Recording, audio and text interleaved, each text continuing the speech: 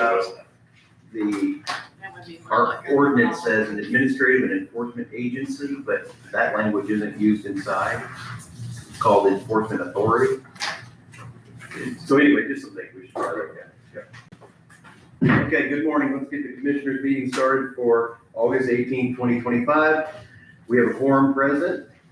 We'll begin the meeting with a pledge of allegiance. I pledge allegiance to the flag of the United States of America and to the republic for which stands one nation under God, indivisible, with liberty and justice for all.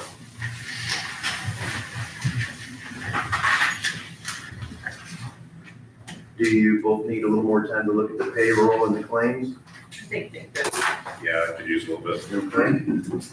And there's also the treasurer and clerk reports, and we'll get to all of those a little bit later. We can have Mr. Lee can come up and do the highway report.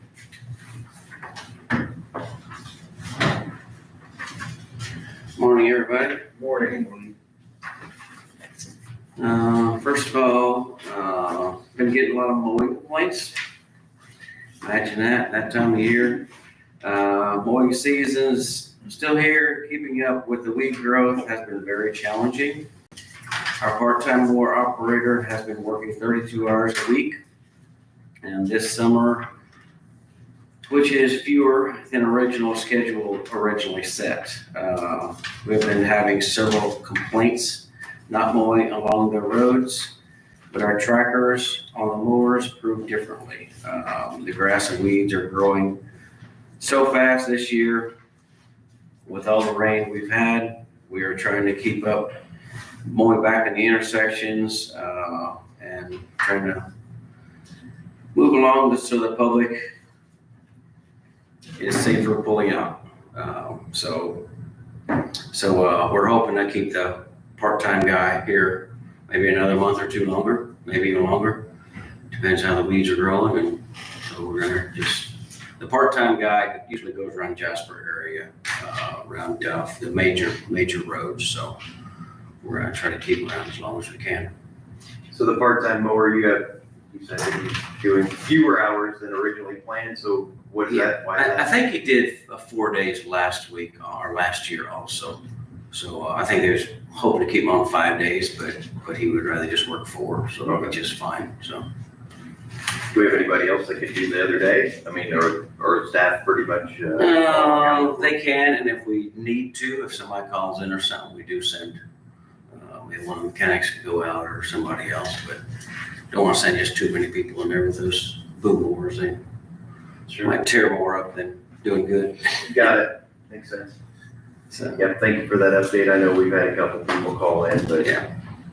we keep tracking them. We've had people out there just like we always have. It's just a different kind of growing season. Right, yeah, there was a few of them that, well, one call, I think he emailed you too, and I approved to him that, no, it's on tractor. He was here at 1 o'clock that day coming up through your road.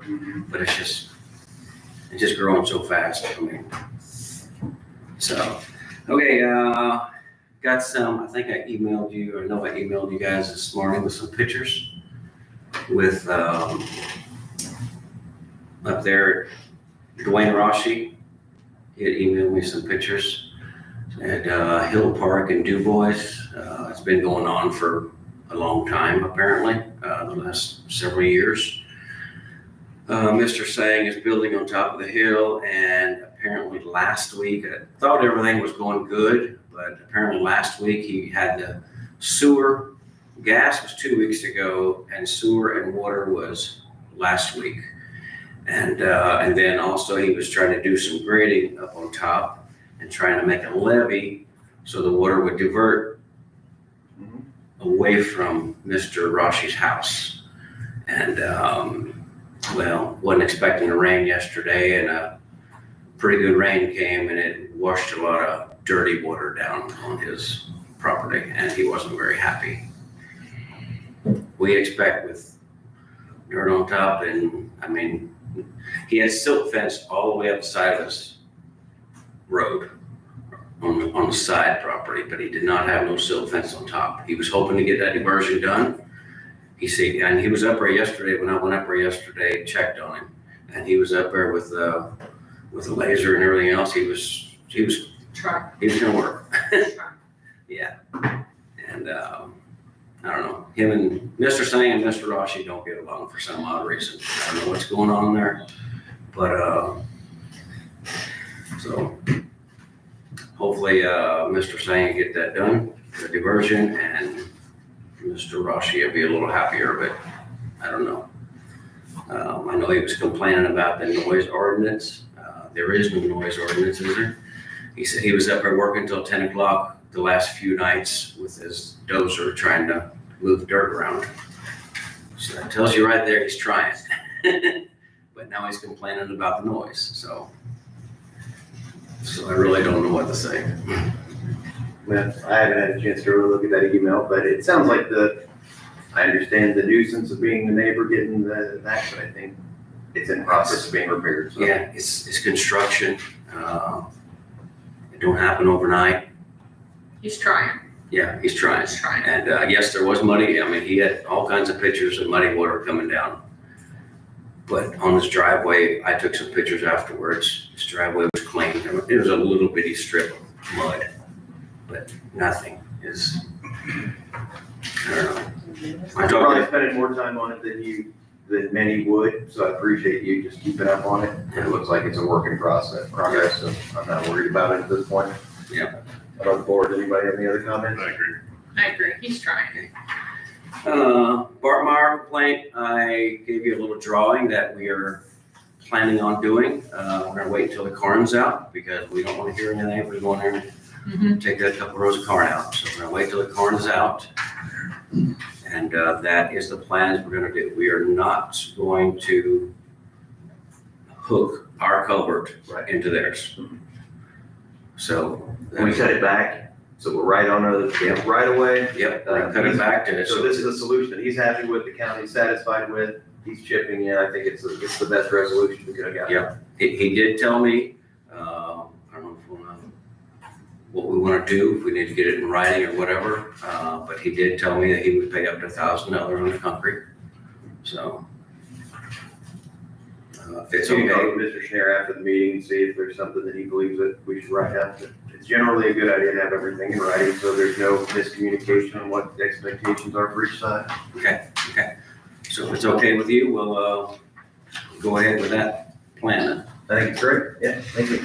Okay, and as far as the trash stickers, I don't know if you guys had any more thoughts on that, or if you want to talk about that, or if you want to bring that up later on. I'm ready to talk about it, I don't know if the rest of the board is. He gave us some pricing, some budgeting and some things the last time. So I guess, as I reviewed, does anybody have anything to start with? No. So I looked over your budget, or not budget, I guess the income and the expenses over the last several years. Right. So I have a few questions. I just want to learn a little more about the process. I did have a person come to me and complain. They said, I don't want you to raise the price, but pretty much I didn't hear anything from anybody else. They were respectful, fine about it. But one thing I guess I do, the last time we considered raising the sticker price, one of the differences was that Jasper's might be $2, but they come pick it up at your house, right? And you're getting a different level of service than you having to bring it to them. That was one of the arguments at that time. Also, it looks like as I compare the income versus the expenses, it looks like we don't necessarily need the money for 25 or 26, but we would be depleting everything in 26. We'd be down to Yes. really close to not having anything left in 26. Yes, yeah. And then 27, 28 are years where we don't have a whole lot of plans for expenses. But then again, in 29, or I guess in 30, we have a plan for another big expense. So Besides, if we want to purchase the land instead. sure. Um, So I was gonna ask Sandy, how does this stuff usually get taken care of? Would land purchases and if they build in Du Bois, for example, they put a building up, would those come out of a different fund? Are those like QCAP funds or those? I think it would come out of this one if it's possible.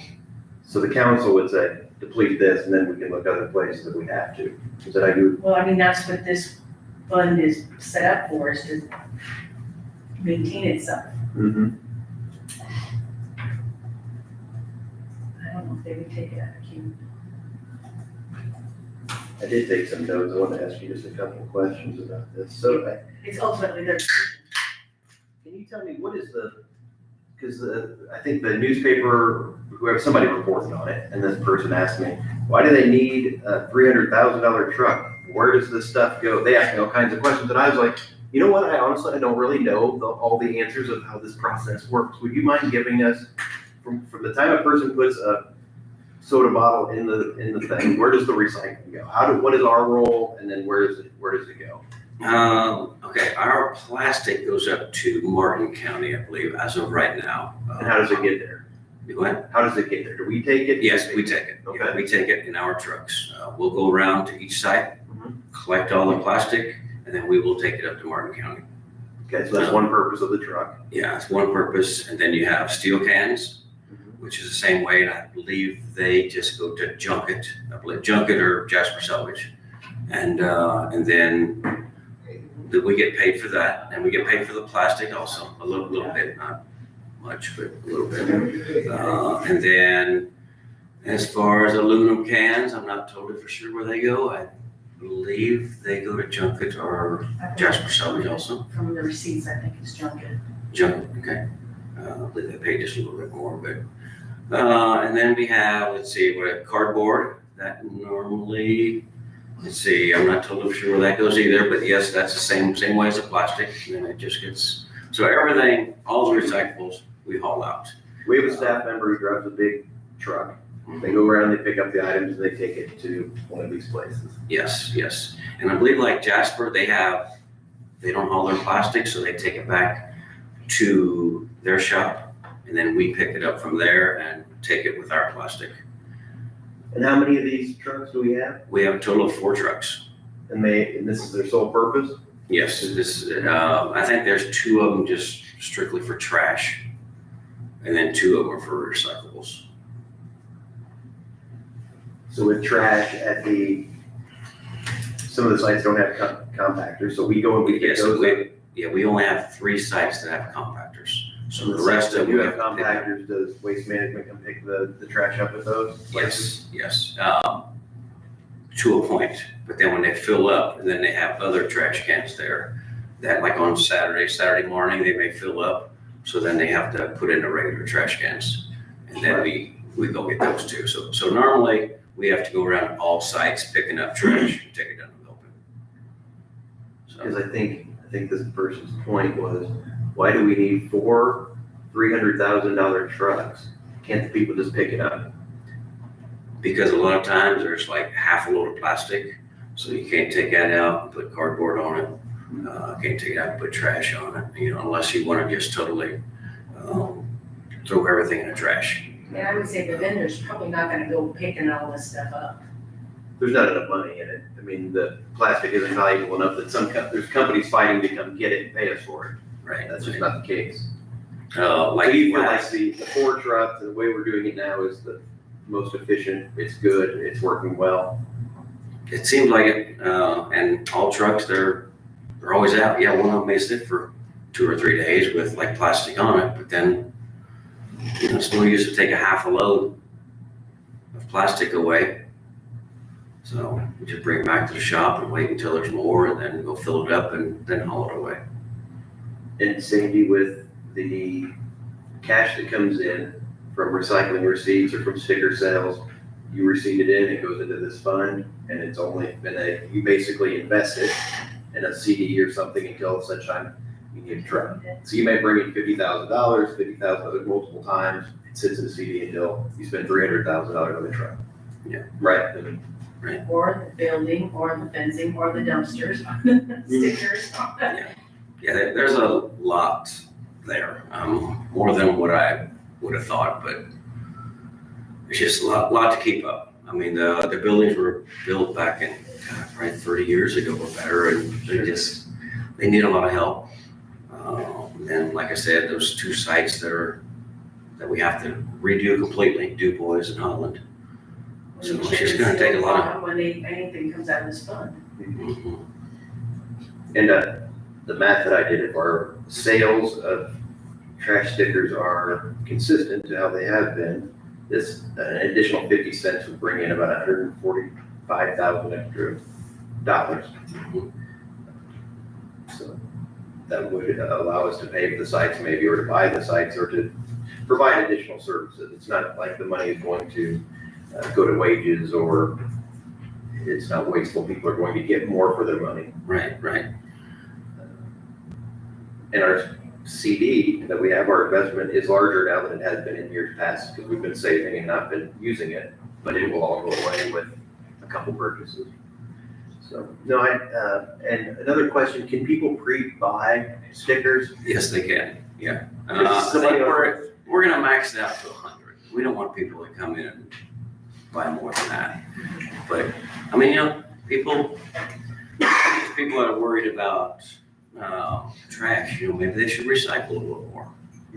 Maybe they're throwing the plastic in it, maybe they're throwing the paper in there, we offer all that. Right. That's why recycling is free. Yeah, you got your newspapers, you got your magazines, you got your junk mail, you got regular paper, you got plastic cans, just. People can bring motor oil, right? Yes, you can bring in motor oil. Yeah. We offer a lot of services for things they take care of properly for no cost. Yes, absolutely. So, Anybody else have a question or comment on the process or what we're doing? No. I think I'd be okay with it raising. I'd say maybe do it January 1st or something. I don't think there's an immediate need, but you just give people time. If they want to pre-buy them, if it makes them feel like they're getting ahead of the game, that's okay. It's like postage stamps. I talked to several of the trash site attendants, and they say to everybody, well, when's it going up? Okay, can we go ahead and buy some now? They're all expecting it. Sure. And in the past, they said, oh God, we have people coming up, well, when's it gonna go up? They're expecting it. So. And we want to make the sites even better than how they are. There's an expense to that. Commissioner Officer, you have any thoughts? No, I agree. I'd like to see us improve our sites, and it all costs money and everything's going up. So, it's unfortunate, but I think it's a necessary evil at this point. Commissioner? Yeah, I don't think we have much of a choice. Where can they purchase these stickers? At sites. Do not come to the county highway department, just at the site. At the site, Yeah. okay, I wanted to clarify that. And they may not have any there at the time. People may come in there and just bombard them. Mhm. So Sure. if there's none there, maybe look ahead. Sure, If we're gonna raise it in January, maybe come in Be prepared. and start buying some. Sure. Start preparing early. Well, they have a limited number on site. sure, Because we sure, keep inventory. understand. Right. Is the board, would we be okay with potentially just saying the January 1st will be our start date, and we'll raise Absolutely. prices then, it'll give people the Yeah, I opportunity think if they that's, want to pre-buy? I think that's reasonable. that's a fair idea. Okay, I'm gonna go ahead and make that a motion so we get it in the record that, I'll move that we increase the cost per bag, or per sticker, I suppose, for people wanting to take their trash to one of our sites from $1.50 to $2 beginning on January 1st of 2026. I'll second. Any other discussion? All in favor, say aye. Aye. The motion carries. And that bag is the $45 or 45 gallon maximum. So If you bring in a bigger bag than that, 2 stickers. and you have to put 2 stickers on, yes. Okay.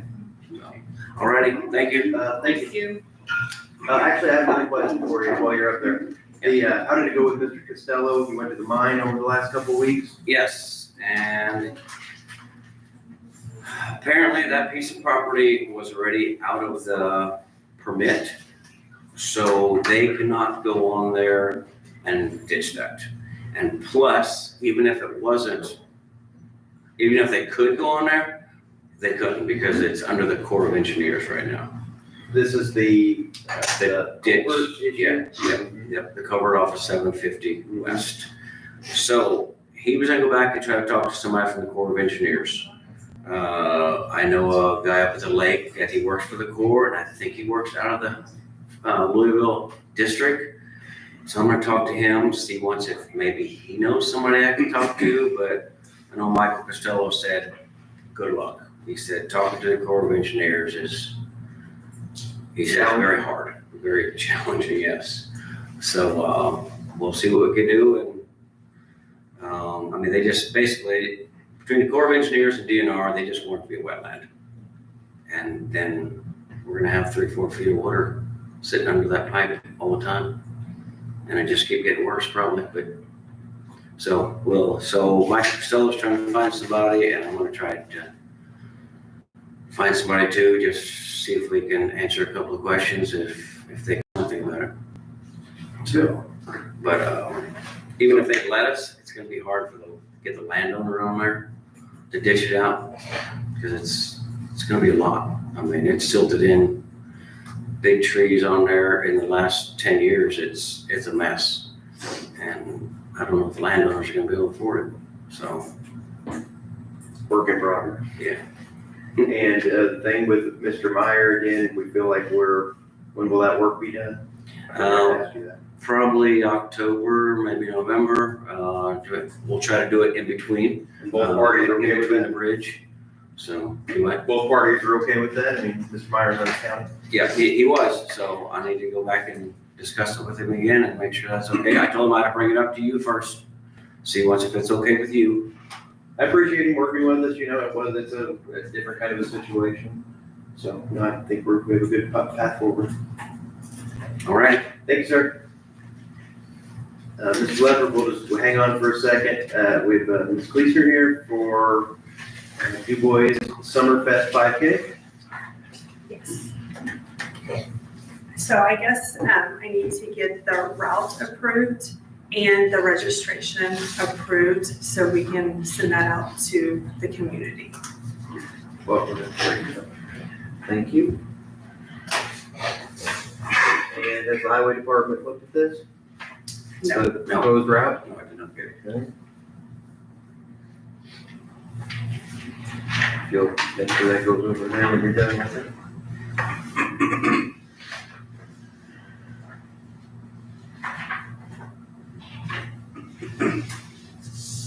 Mr. Sharon, can you please come here? So I believe there needs to be a modification here. This says Town of Du Bois, it probably should be the County of Du Bois, right? We might look at that waiver. I would say we need to be added as Go well. through 10. Because there is no Town of Du Bois. There's no incorporated town, right, where it's great, to be the county is. Correct. Would you mind pointing that out, Ms. Cleaser?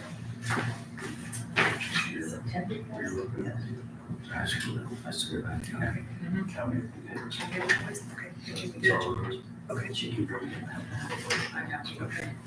Thank you. We didn't know exactly how to word things, so.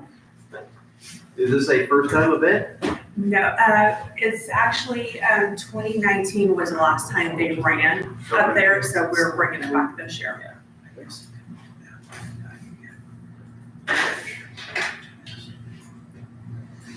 So you're gonna go all the way up to the high school, it looks like, Yes, and then back down again? yes, and then we're gonna turn left at the church, St. Raphael's Church, and we'll run up there, and then we'll run back and head back to the park. Okay,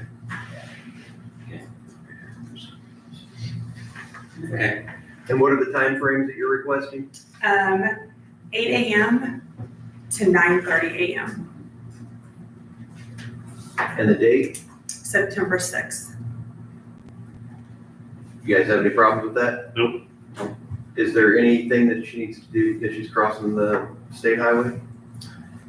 as far as the state highway, Have you reached out to the state? Well, normally what they did is they had one of the fire trucks down there, and Steve would put another one down there for us to have the lights on. I know most others, they'll cross state highways. So what we can do is give you permission to use the county roads between those times, but we can't give you permission on the state roads. So if you need that, you may want to ask other people. But we do have signs, if you need any signs or anything, Okay, just come holler at us and we'll get you some road closed or slow or okay. anything like that. So here's how the motion will go. So there's two things we'll require from you, I think. One, I'll move that we approve based on them changing the language of their waiver to add the County of DuBois to that, and also working with the county highway department to ensure everything's in line. So I'll approve based on those two things. I'll second. Any other discussion? No. All in favor, say aye. Aye. Aye. Motion carries. Thank There you so go. much. Thank you. Work with the highway department to work on the path if needed.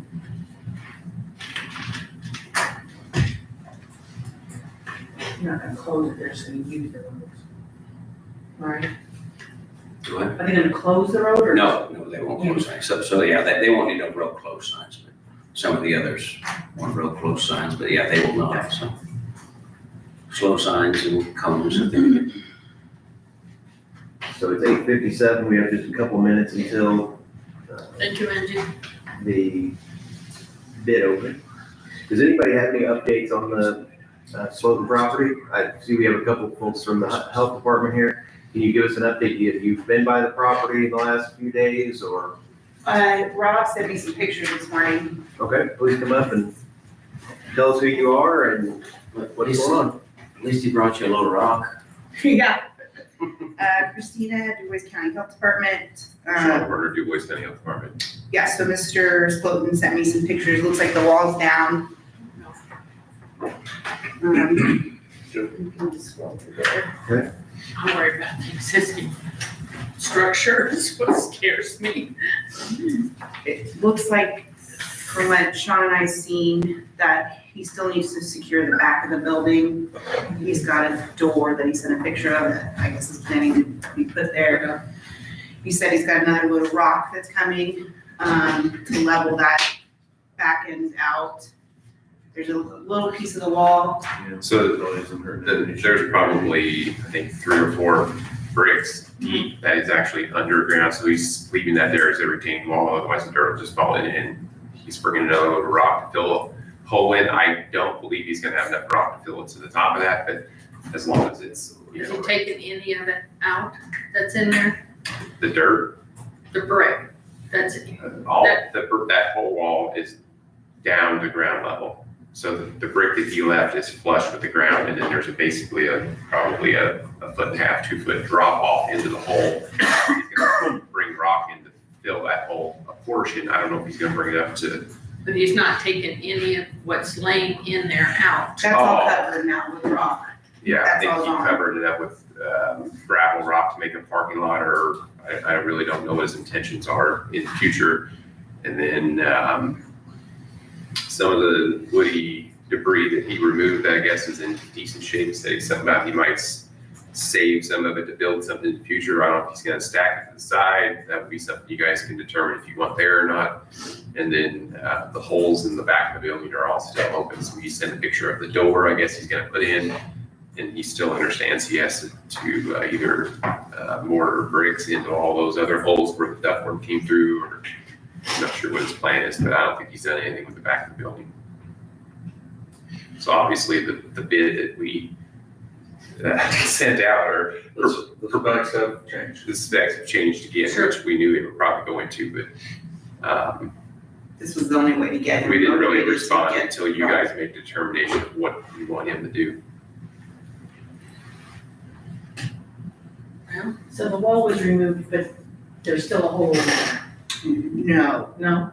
he's put gravel over the hole. A portion of the hole is filled with gravel, and he said he has another load of rock coming, so that would probably fix the hole in the ground.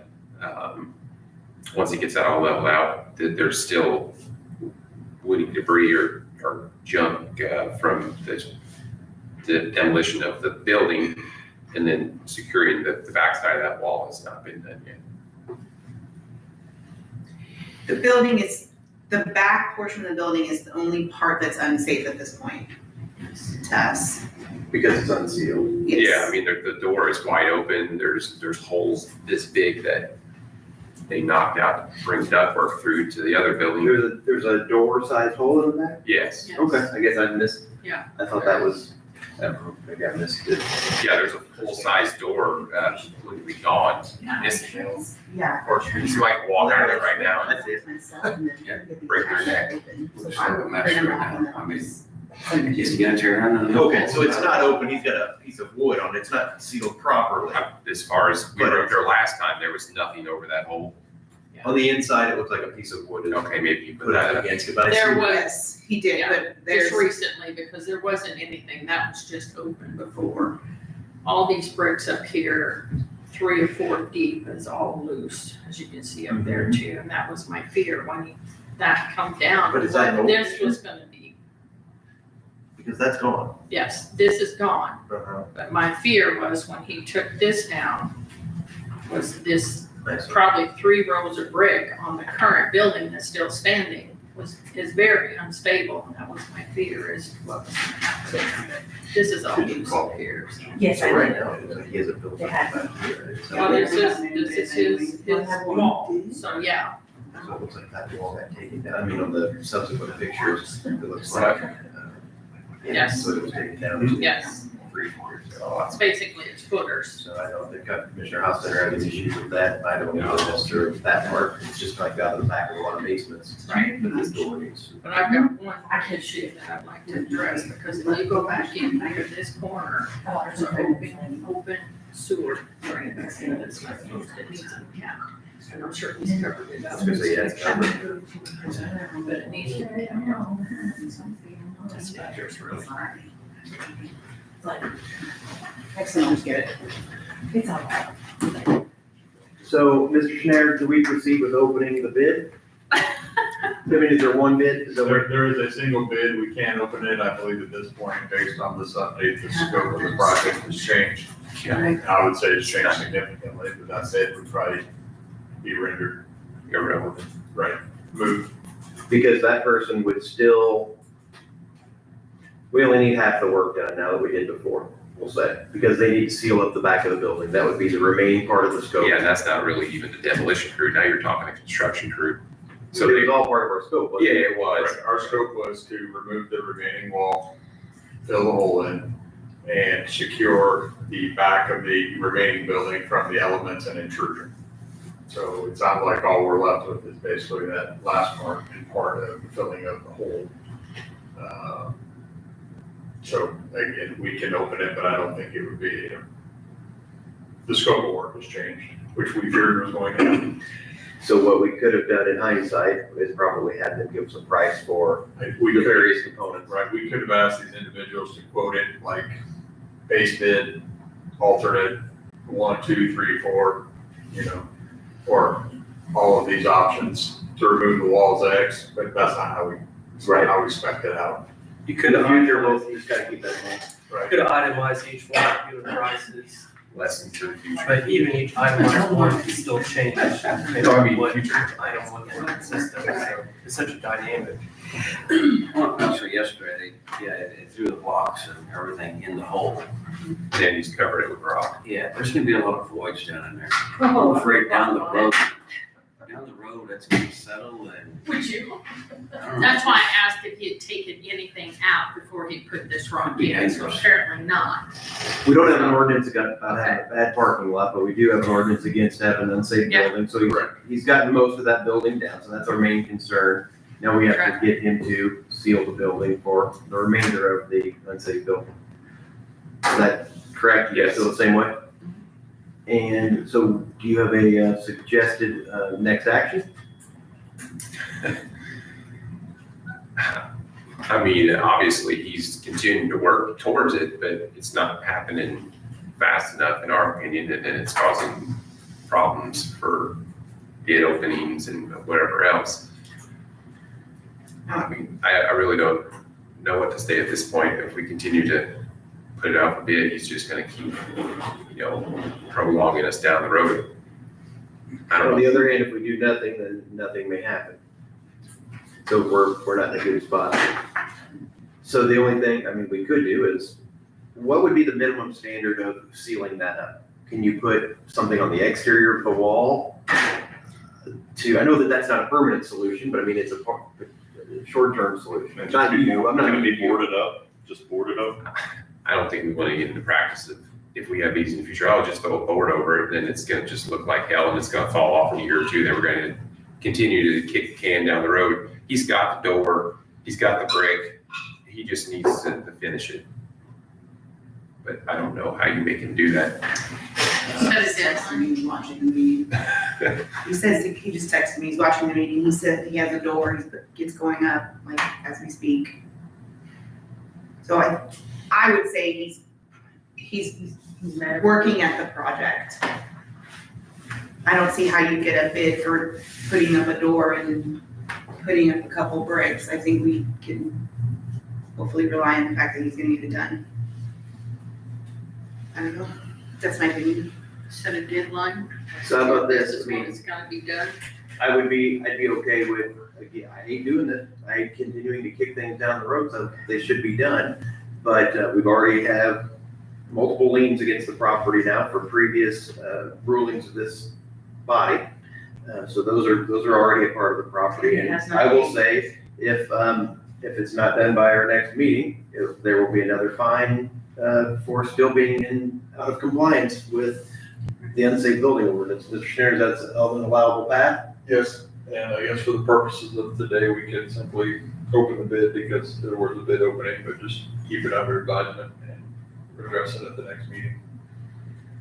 Because you don't think there's any additional destruction that needs to be done, right? The wall is down and it's satisfactory. The parking lot looks like it's in process. The securing of the building is the only outstanding item. Give him 2 weeks to do that. If not, he's still in violation. There'll be an additional lien put on the property. That, the woody debris and other random stuff that's laying around, I mean, if you just leave it lay there, it's gonna be now become a junk ordinance. Because there's people that are watching this project and they're not just gonna let it, be done. And they should. Halfway. So if he's gonna have stuff laying around for the future construction, that's gonna have to be put inside the building, or he's gonna have to, move it somewhere else. It can't just be laying there randomly, scrap out of the property, because then it's a junk ordinance violation, because it's not. Be a good neighbor, either secure it, have it stacked properly, if it's something that can be held outside, otherwise put it in the building. Yeah. Mr. Schneider? I was just trying to indicate that it Construction material. could become again, it'd be a new violation at that point. I mean, we're operating under an unsafe building ordinance violation at the moment, which can now lead to a junk violation, and if grass grows up around all that, then you got a weed violation, and one thing after another. I hope he's sincere in his action or his determination to get it done, because that's all we want to. We'd love to not have to deal with it any longer. Commissioner Hostetter, thoughts? There's the part of me who wants to go ahead and bid out, getting the rest of it done, because I think that's his motivation right now, but, if he gets it done, great, I mean, that's what we're going for, so. The deadline should be our next meeting. Things need to be cleaned up, meaning, all the lumber and stuff that he's had stacked there and things like that, all that needs to be cleaned up.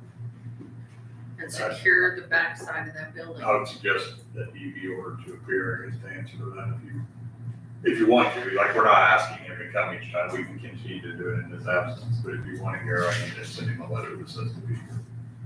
I don't think I need him here. I just need I'm to work sorry, I done. didn't mean you need to do that. If you want him here, let me know and I'll send something out to tell him, so. He seems like a nice enough person, but I don't need to see him in this context. So I just want him to get the work done in 2 weeks, and then we can leave him alone in this way. That sound fine for the board? Sounds good to me. Thank you for all your work again and continued looking into it. And we'll go ahead and open the bid just for, correct? For the purpose of, we received it. We did receive one bid for the scope of the work that we had sent out from Little Size Construction.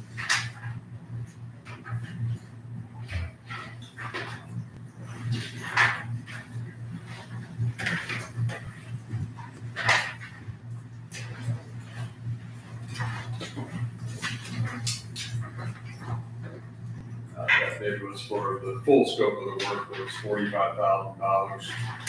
Had the appropriate paperwork included here, and I believe the scope of work had changed, I'd ask that we just take that under advisement until the next meeting. I agree. Anybody opposed? I would recommend we just take that under advisement. No, I agree. I agree. Thank you. Okay. Let's continue. All right, we'll reach out to Rob, let him know if he wasn't watching, but Thank you. thank you. Sounds good. Okay, next up is, we're coming. Yeah, we have a couple minutes early, but we'll go ahead and it's the discussion on the vacation of a public easement. We, at the previous meeting, I think the only thing that was outstanding was notice given to a neighbor. And I'll let you make the presentation. If you tell us who you are again and your business. Good morning, Commissioners. I'm Taylor O'Brien, here again on behalf of Keith Sherman, who's seeking to vacate a portion of the public easement on his property. As Commissioner Blessinger said, last time I was here, we had the petition presented, providing the opportunity for any member of the public to come forward and make comment on the petition. I now have return receipt signed by the property owners, and I also have a waiver that they signed consenting to the petition. I don't know if you have that, I'll provide it to you. I think it was emailed to us, but Yeah. if somebody wants to see it, Okay? anybody need to see it? So yeah, notice has been provided to adjoining property owners. Nothing's changed on the petition from last time. No public utility will be deprived of use of the easement. They've been provided notice as well.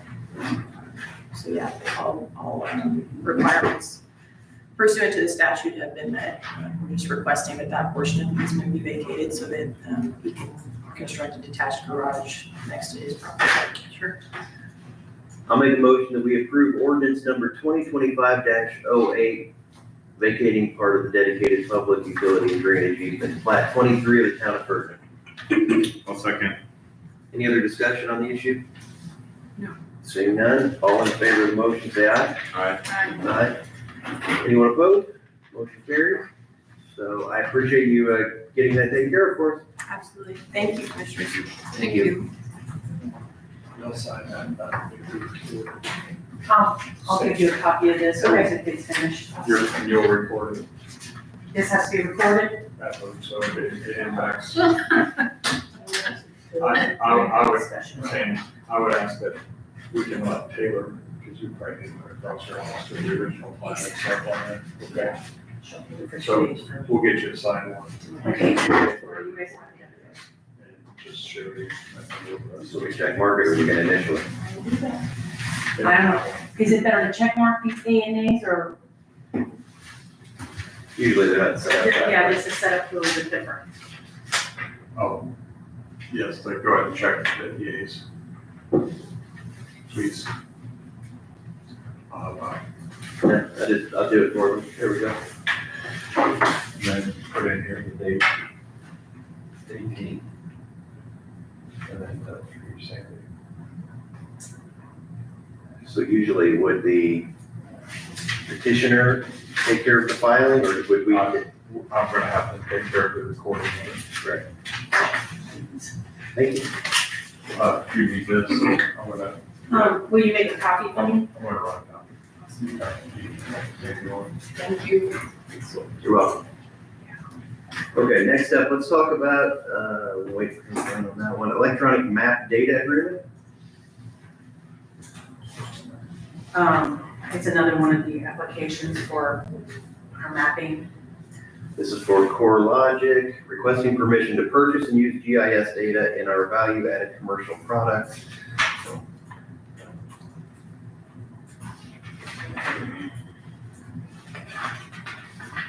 So Auditor Morton, it doesn't look like they have any of the boxes checked. Is it this one, the $750 one-time delivery of map fees? Is that what they will pay?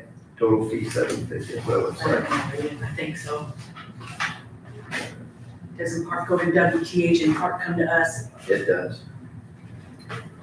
So does anyone have any questions or comments on the electronic map data agreement? Are we updating? No, they take data from us. Somebody wants to use the Oh, data they use from. that data. Okay, And so okay, WTH gets a portion of the fee and then we get a portion of the fee. gotcha, So okay, we incur costs of developing the GIS mapping system, the data system, and occasionally other companies will want that data and they pay us for okay, okay. All right, and it's how much? it. $750. Okay, I'll make a motion that we approve the electronic map data application given by CoreLogic. Second. Any other discussion? No. All in favor, say aye. Aye. Aye. Motion carries.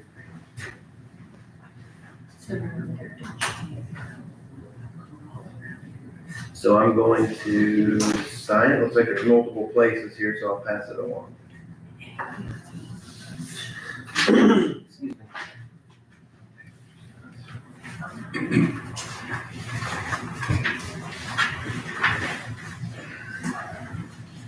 We gave you two just because. Because I make two. I'm happy to take one. No. Keep it my stuff. But she has the She original. has the original. Okay, yep, there's two spots. Will she give me a copy of it? Oh, I was printed. I told her, yes, the instrument number when it comes back. Maybe we'll do the wireless discussion now.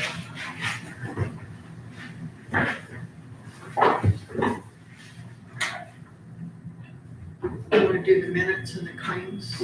If you guys are all ready. Yeah, I'm ready. So, Let's go out. We'll just do retention. Is that right? No, I was out of it. I missed something. I know while I was talking, was there something else on the agenda we did? Data sharing. Electronic map data agreement. Mhm. So for the board, we've received the county treasurer's monthly report and the clerk of circuit court's monthly report. And it looks like we've all made notations that we've reviewed those. Is there any discussion we need to have on that? No. Good. We have the minutes from the August 4th, 2025 meeting. Does anyone have any modifications to the minutes? well, sir, No modifications. I'll move that we approve. I'll second. All in favor of the motion? aye, Motion carries.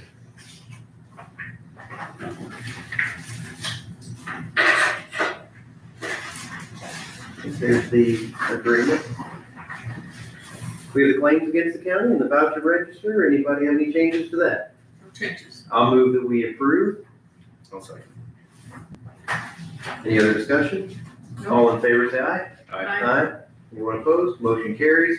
And then we have the payroll from the previous period. I'll move that we approve that as presented. I'll second. Any other discussion? All in No. favor, say aye.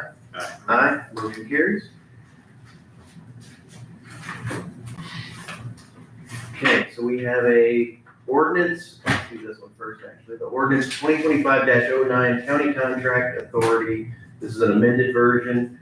We had several members of our staff that were on here, and we've added an additional person. I believe the additional person was the director and deputy director of the Emergency Management Agency. Is that correct, Mr. Schneider? That's correct. It's brought to my attention, they signed a number of grants and stuff on behalf of the county, of course, so they should be included in that as well. That's the loan amendment to it. And as new ones come up, we can proceed similarly. If needed, we will. If needed. Okay. So I will make a motion that we approve ordinance number 2025-09. This is an ordinance amending 2025-07 regarding the authority of employees to enter contracts. Second. Any other discussion? All in favor of the motion, say aye. Aye. Aye. Motion carries. We have the wireless access survey and firewall proposals. That's the next I don't item. know if Greg's had a chance to look at them or not. I know he was working with Rob about adding the, Did they add it an hour ago? this is the original, so I have not gotten anything I since. think what he wanted to do is just make it a part of their boilerplate proposal that they So- sent out, but I've not received it back from them on it. Sign your line when it's there. So I don't know if we're ready to move forward with it, because he hasn't, So your not argument, but your position is they just need to add, they need to stick it on the back. If you're making it part of the contract, it would be Right, and then approvable. I think what my understanding from the discussions was that he wanted to he wanted to have like a sheet that he could add to the end of the contract so And that, then do that on all of them. all of them for us from now on. And I think our position was that that's fine. Right, we just haven't, But we have that already. Right?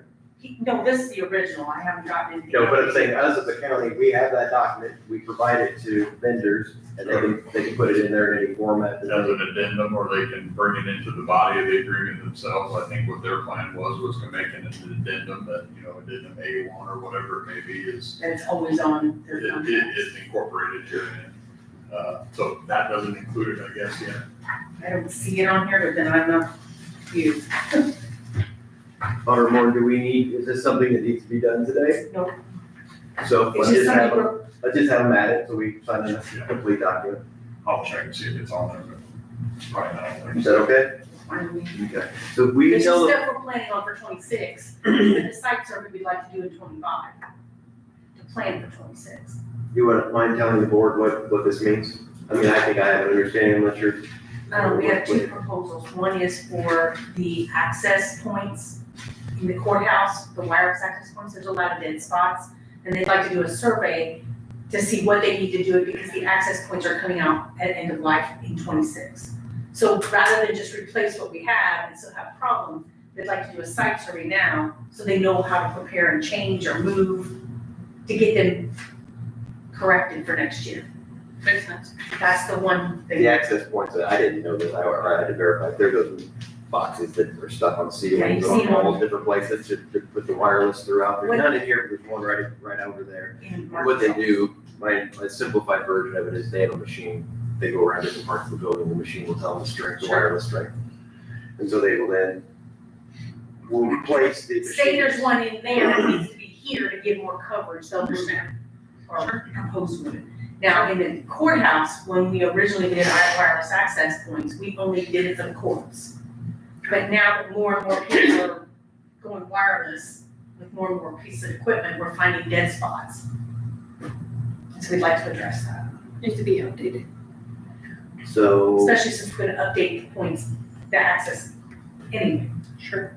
my question then, that I thought was odd, was we've bought these periodically over the years. So how are they all going dead at the same time? And it's that they're all are running on the same software, not the software, the same way they do it with the Microsoft Needs to system. be updated. So, That's one of the projects. The other project is our firewall. It's coming at end of life next year, and so we have to plan for that too. So All set up. he basically gave me the numbers for the budgets for 26. Okay. But the survey we'd like to do this year to prepare. Understand. So that's what those are. but there's not a rush, so once they get our required language in, then we'll, or Can I usually proceed? it's in there. Then I'll just proceed and sign it That there. language is not in there, but there's another provision they've amended that I would ask them to change as well. Okay. So no, don't proceed. I'll let you respond to him and you guys can, So there's no approval for either of those this time, but they'll get the contract together, we can approve it in the future. Right. Okay, we have, the 9:30, request for Kids Day, if you wanna come up, yes. good morning. Good morning. How are you guys? Fine, thank you. So basically, Kids Day is an annual event here on the square. Kiddos make homemade products, whether it be food or jewelry or candles, and they come up here to sell it. They get to keep all the profits. What I'm here asking for is that we have the courthouse restrooms available for the kids, their parents, and the shoppers. Day is Saturday, September 27th. And if we could have the restrooms open from like setup to tear down, which is like 8 to 2, that would be wonderful.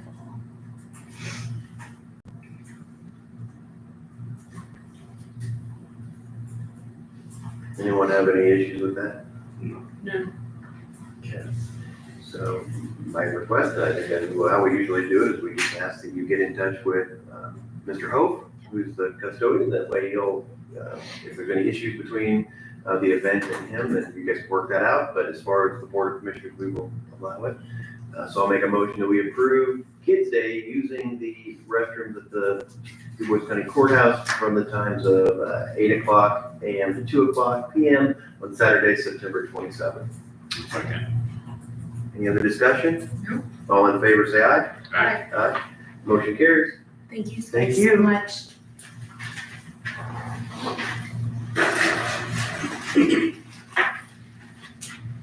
Everybody doing okay? Okay. Surplus items? 3 handheld radios at the ambulance department and some recalled weights that they can't return at the health department. And then I also have the controller's laptop at solid waste management district. There was some discussion at the meeting earlier about, is that a county item or is that a solid waste owned item? And does it matter? I just gave them a surplus laptop to replace that from our stash in here, so you make the call. So the new one would be ours, but they could argue. I don't with know the where old- the old one came from, but, I told her it's probably safe just to let her do but we something. manage it under our plan, so. It's in our inventory, or it's part of their inventory that you manage. Okay, so I'll make a motion that we approve declaring those items surplus to be disposed of by the individual departments. Second. Any other discussion? All in favor of the motion, say aye. Aye. Aye. Motion carries. Thank you. As an update, or just as a new item for the board, on 8/7, I signed some documents for what they call the Purdue Direct Settlement. This is from the Opioids Implementation Administration. Under Indiana law, we're considered part of the opioid settlement that Indiana joined.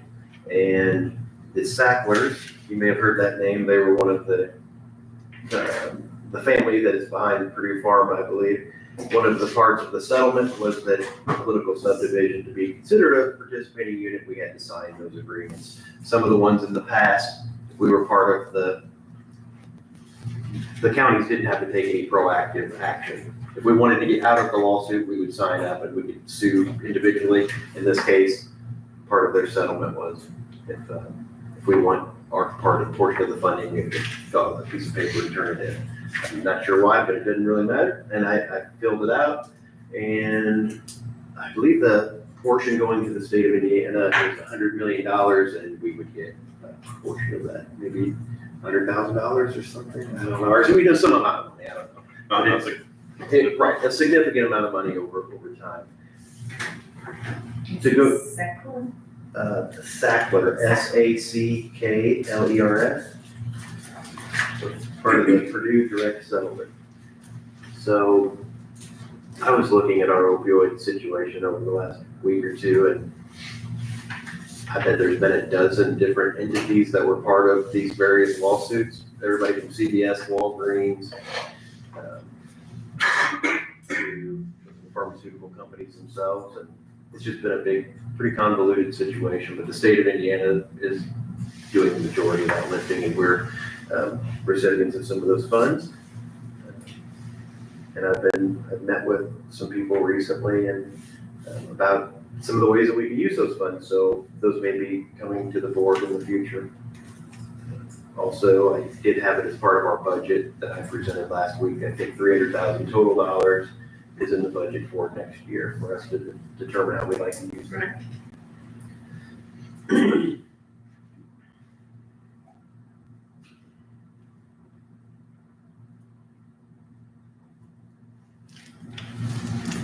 Also, if you recall, when the state changed the rules last year about all contracts needing to be reviewed by the county attorney and the president of the board, I just wanted to tell you that there was an agreement that Greg and I reviewed over the last couple of weeks for a preparedness grant that the health department does. They do it all the time, every year. So we reviewed it, it looked fine, and we approved for them to move on with that.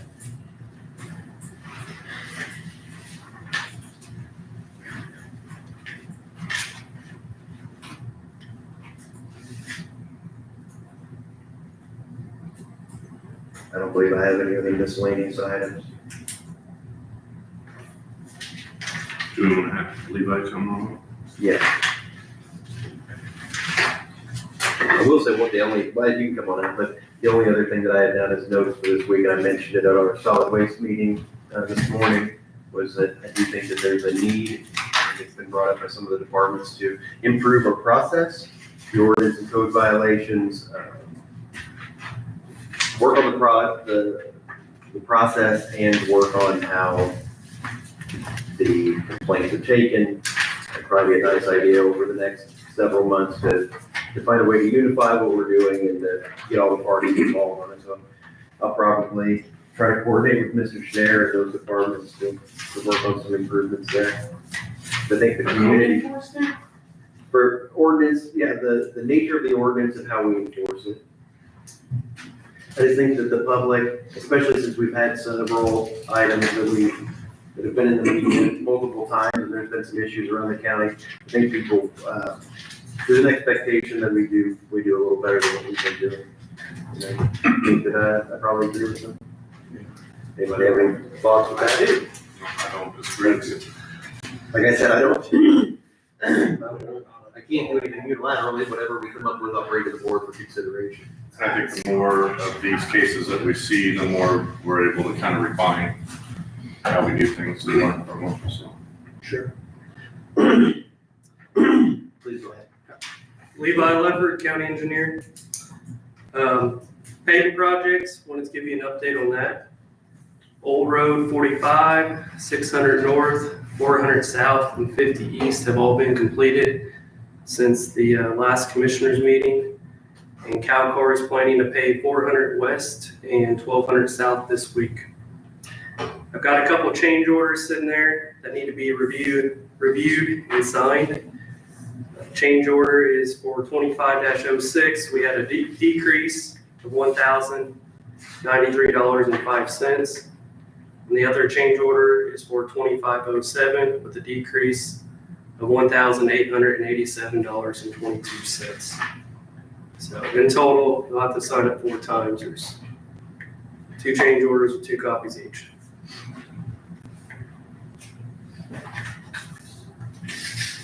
Is your recommendation that we accept the decrease? Yes, thank you. My recommendation is that you accept the stated decrease amounts for both of those change orders. Okay.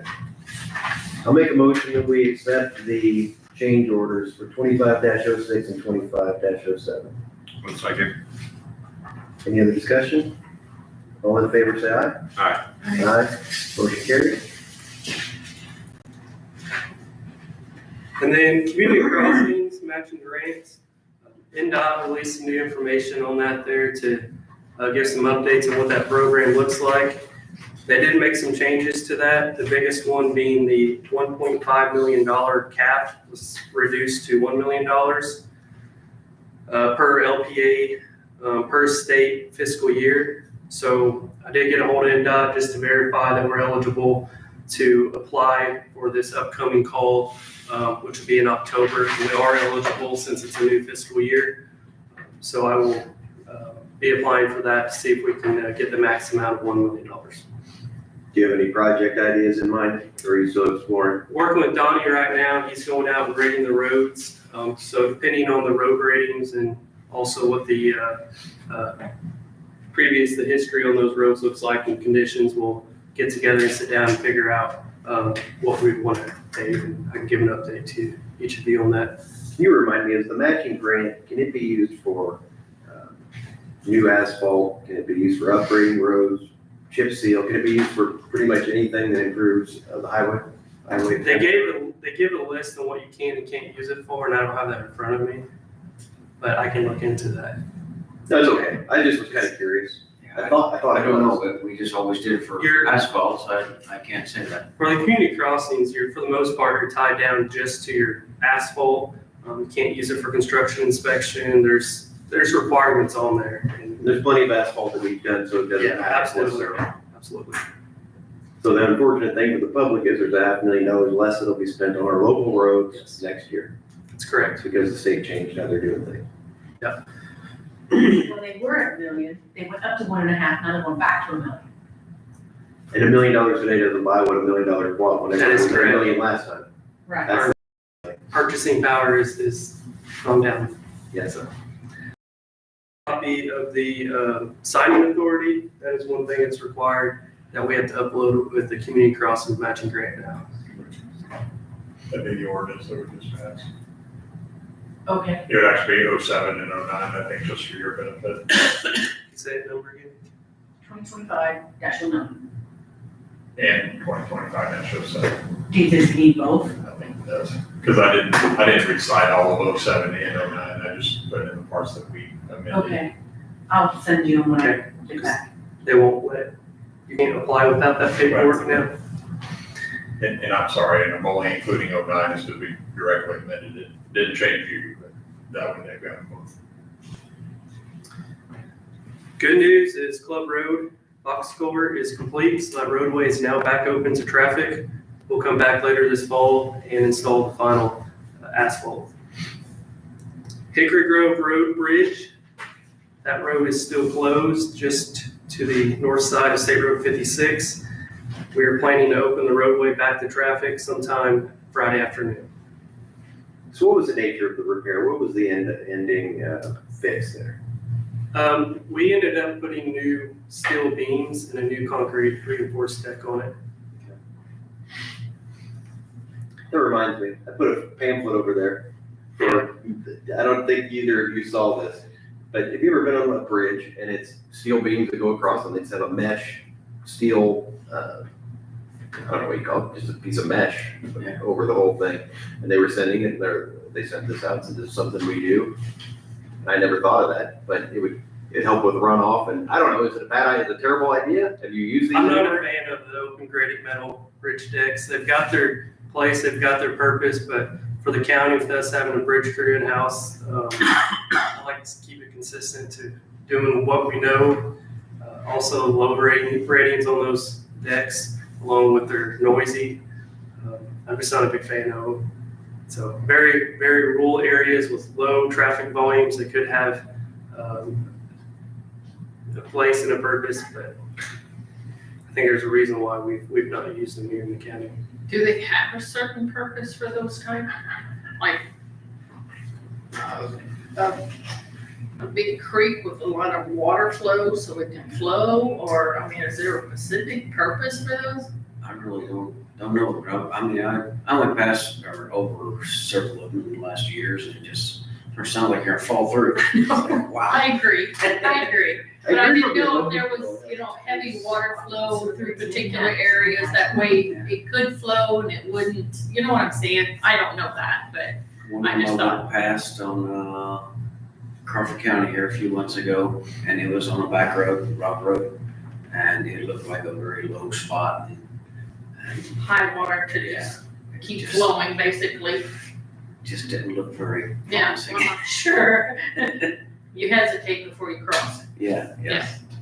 I suppose I wouldn't hurt if, we go to road school, we go to those things, we talk to the vendor and learn more about it. I wouldn't be opposed to them we have some bridges here that service one person, that where they go back to a farm. Maybe back on some of our dirt roads or, Because I'm with you, it doesn't feel good. It feels scarier. It feels like it's noisier. It doesn't seem as safe. But I mean, the numbers will tell us what the loads are. What's important is what's under Exactly. it. That's what you I'm have sure to they're think still about safe to a certain level.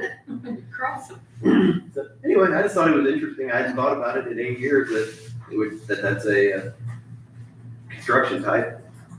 Yeah. Is it allowable? I mean, apparently it's allowable. Yeah, right? it's, I can entertain it, see what the price is. Well, I wouldn't just to want you to see. spend a lot of time. I mean, I look at it and think, for a back road, it'll save us 20%. I mean, that would be. They can quote you ballpark numbers, just the span and the width, and they can get ideas and pricing, just. So on our current roads, if we removed our existing deck, the standard decks that we put on them, can these be retrofitted, so to speak, or does it have to be a new build? It's a good Where you question. use the existing? I don't know flexibility on those with the construction on that. I can tell by both your expressions, you're thinking, why is he talking crazy? I would think that you would have to get the holy walls put in. I would think it takes separate or different walls than what we have now. Because now we placed the beams down so far. They're gonna build a bridge over top, so I'm sure that decking is only like so big, so I'm sure you have to get different walls. I don't know. I've never been involved in the construction on one of those, so I can attest to Makes that. you feel good. They're not commonly used unless you're in rural settings with low traffic volumes. Sure. We're actually, And that's where you see. Too. Cover bridges? That's why you see Yeah, them. let's go. People seem to like those. we're getting ready to, in the upcoming future, replace a bridge deck and beams, and I reached out to get some quotes on some beams, and a person responded back immediately saying, hey, would you be interested in one of these open graded decks? And it's the same company that letter came from. And the first question was, how much traffic is on this road? So I said, well, it's pretty standard volume traffic for most of our county roads. I said, sorry, I'm not interested in an open metal grade deck at this time. So, Send over one go backwards. I mean, I don't know. but that was the first question I was asked, how much traffic is on this road? Again, if it's going backwards, if it's less safe, less cost efficient, of course we don't want to do it, but I'm just thinking if it's one of these roads where it gets three vehicles a day. I don't want to turn a blind eye to something just to turn a blind eye, because I think it's always good to look into something. I can have them send me information on it just to say, hey, be a salesperson, how's your time? Convince me why I should or use this. Very true. And him or her may have things that, wow, we've got a few prime candidates for a deck like this. So I'll look into it. They're more than willing to give information on it. Yeah, that's what they They do. can provide pricing and how I'd loads be work. curious how they secure those. You know what I'm saying? That's, the perimeter of those, how they really secure them in place. I like doing That's things what in the scares me. county that we can make repeatable, because we do so much in-house. Mhm. But in order to do it in-house, you gotta be able to make it repeatable, so it makes us more efficient and also cost-wise. Makes sense. So deviating from that way, that's in left field, open graded bridge deck. So we need to make sure it's something that we can build in-house too, because if we're not constructing this in-house, it's just not worth it in my opinion. So it may look cheaper up front until you get into construction costs. Or repairs or whatever, lifespan, any of it. I'll look into it. Yeah. Like I said, put it like in the back of your list of things to do. It doesn't have to be a Winter job. winter job. There you go. Chad is curious. Crossvine Solar, so that meeting is tomorrow at the Highway Department. All that meeting is for is just to get to know their project team, just going over the road use agreements that are already in place, any communication efforts, just trying to make sure I'm staying 2 steps ahead of the game here, knowing their schedule, what routes they're gonna be on, just kind of for my awareness, but also making sure they understand what the county's expectations are from the highway department's perspective. Sure. You've got the ongoing Duff Solar Field project, and things are going well there. So taking what we learned from there and communicating some of that to the Crossvine Solar. So the invite was sent to all 3 of you. No obligation to attend. It's going to be something informal, but if you want to make it, feel free to. And then I want to give an update on the request to close a section of County Road 250 North in Ireland. So I had a few more conversations with NDOT on this here to see how serious are you about actually including this work in the sidewalk project. Because the main concern for me would have been cost, who is going to pay for this.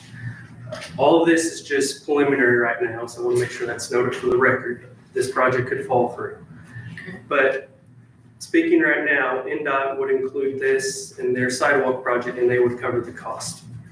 So that section of County Road 250 is between Grant Street and State Road 56. It's only about a 100-foot long stretch. And 250 ties into State Road 56. It's at a severe skew, which does cause issues with people having to look over their shoulder for oncoming traffic, so it impedes sight distance. This, the County Road 250 is also in close proximity to the nearest intersection to the east, which is State Road 56 and 500 West. And when semis are traveling westbound, wanting to make a left on the 250, the back end of the trailers will actually hang out into the intersection. So if the intersection, let's say the light turns red, semi's still waiting for oncoming traffic, and you turn left, now you've got a light that's red, the other traffic has green light, but now semi's in the way. So it's a lot going on in a tight area. And the best way to put it in simple terms is you would never design an intersection like County Road 250 and State Road 56 in modern day. It wouldn't meet safety standards. So I have no immediate concern with closing that short section permanently, as long as it wouldn't cause any access issues for the public, for the locals, especially businesses. So I think the next steps would be, I would want to get input from the public to see if there's anything that they would have, any good points that could. So I don't want to take anything further with NDOT on this here until we reach out to the public. Is that something you could put on Facebook, Chad? And I can get some wording. If you need me to get more information to you, just let me know. But I'd like to hear their thoughts on it. Yeah, please put something together, 3 or 4 sentences similar to this, send it to me, and I think I sent you a photo that I just took off of the Google Maps so that people are aware of what section we're talking about, and we can put that on there too. Okay. Let people give the feedback. Sounds good. And then the city of Jasper, they reached out to me about a stop sign at Todd and Beth Lane. This is for a new subdivision. It's a Kirstein subdivision called North Ridge Estates. And it's going to be a continuation of Todd Lane at that intersection there, and it would require a stop sign to be placed there. The subdivision is in the city of Jasper limits, but a portion of Todd Lane and that intersection of Todd and Beth Lane is within the county. So a stop sign is needed there, but it would need to be the county that would place one because it's in our limits. So to make it enforceable, we would need to add it to an ordinance. I'm just trying to look at it on the map. And I've got, Intersection let of me Todd give and you, Beth. I printed off an aerial view. You just look at this. So is there one going one direction but not the other? Correct. There's a stop sign here right now. So this black bold line is an existing route. So the new road's gonna go through here. So 3 directions currently a person can go with no stopping. Like if you were on this property going this way, that garage could go through without stopping. And you guys can go north and south without stopping. So I would propose to put a stop sign right here. Please. So there's no stop sign anywhere here right now? There is a, Okay, that's existing stop sign. so Because it's- this traffic would not stop. So I would keep this flow of traffic north to south, I would keep that the same. Okay. So we're really not changing the traffic patterns at all, just adding that. Looks fine to me. So you have to put put an ordinance together, you said to add that? Is that correct? Greg, would you have to add that to the ordinance? Yes, we would. And you would advertise it? No, I think that we can do it. It's an amendment to an existing ordinance. I'm sorry. I hate to get amendment to the existing ordinance. So you put it on top.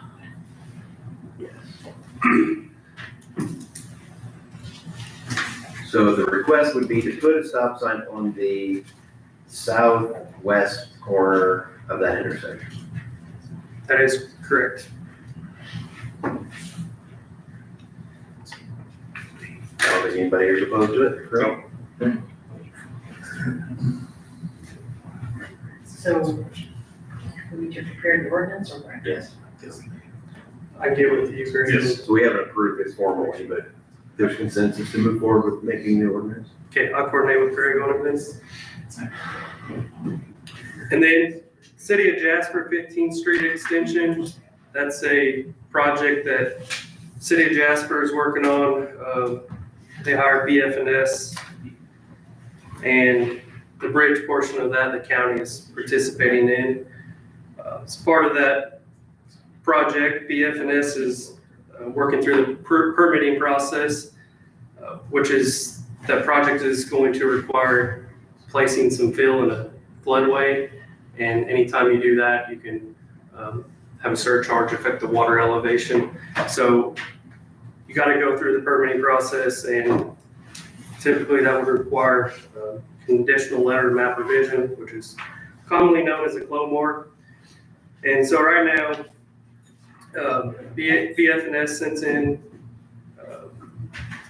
all the documentation into Indiana DNR, and Indiana DNR came back with a comment saying that this project is affecting not just the city of Jasper, but it also affects Du Bois County. So they want a county official to sign off on a review and concurrence form saying that they understand the impacts of the project, that they reviewed everything, just basically acknowledging that we understand how this project is impacting the floodplain. So reason why I'm bringing this up is because typically a person that would sign this would be a floodplain manager. I'm not a floodplain manager. The county doesn't participate in the floodplain manager program. And so I'd like to know how to proceed on this. If one of the commissioners would want to sign this, or I would need to review these documents further prior to myself signing. So it requires a signature, and I'd like to know, get each other's input. And this is the actual form itself. I highlighted it in yellow, the section, it's a little lengthy there. So, Mr. Lever provided us with, or with me, I don't know if he sent it to everyone, additional information on the project as well, and I didn't have any concerns with it.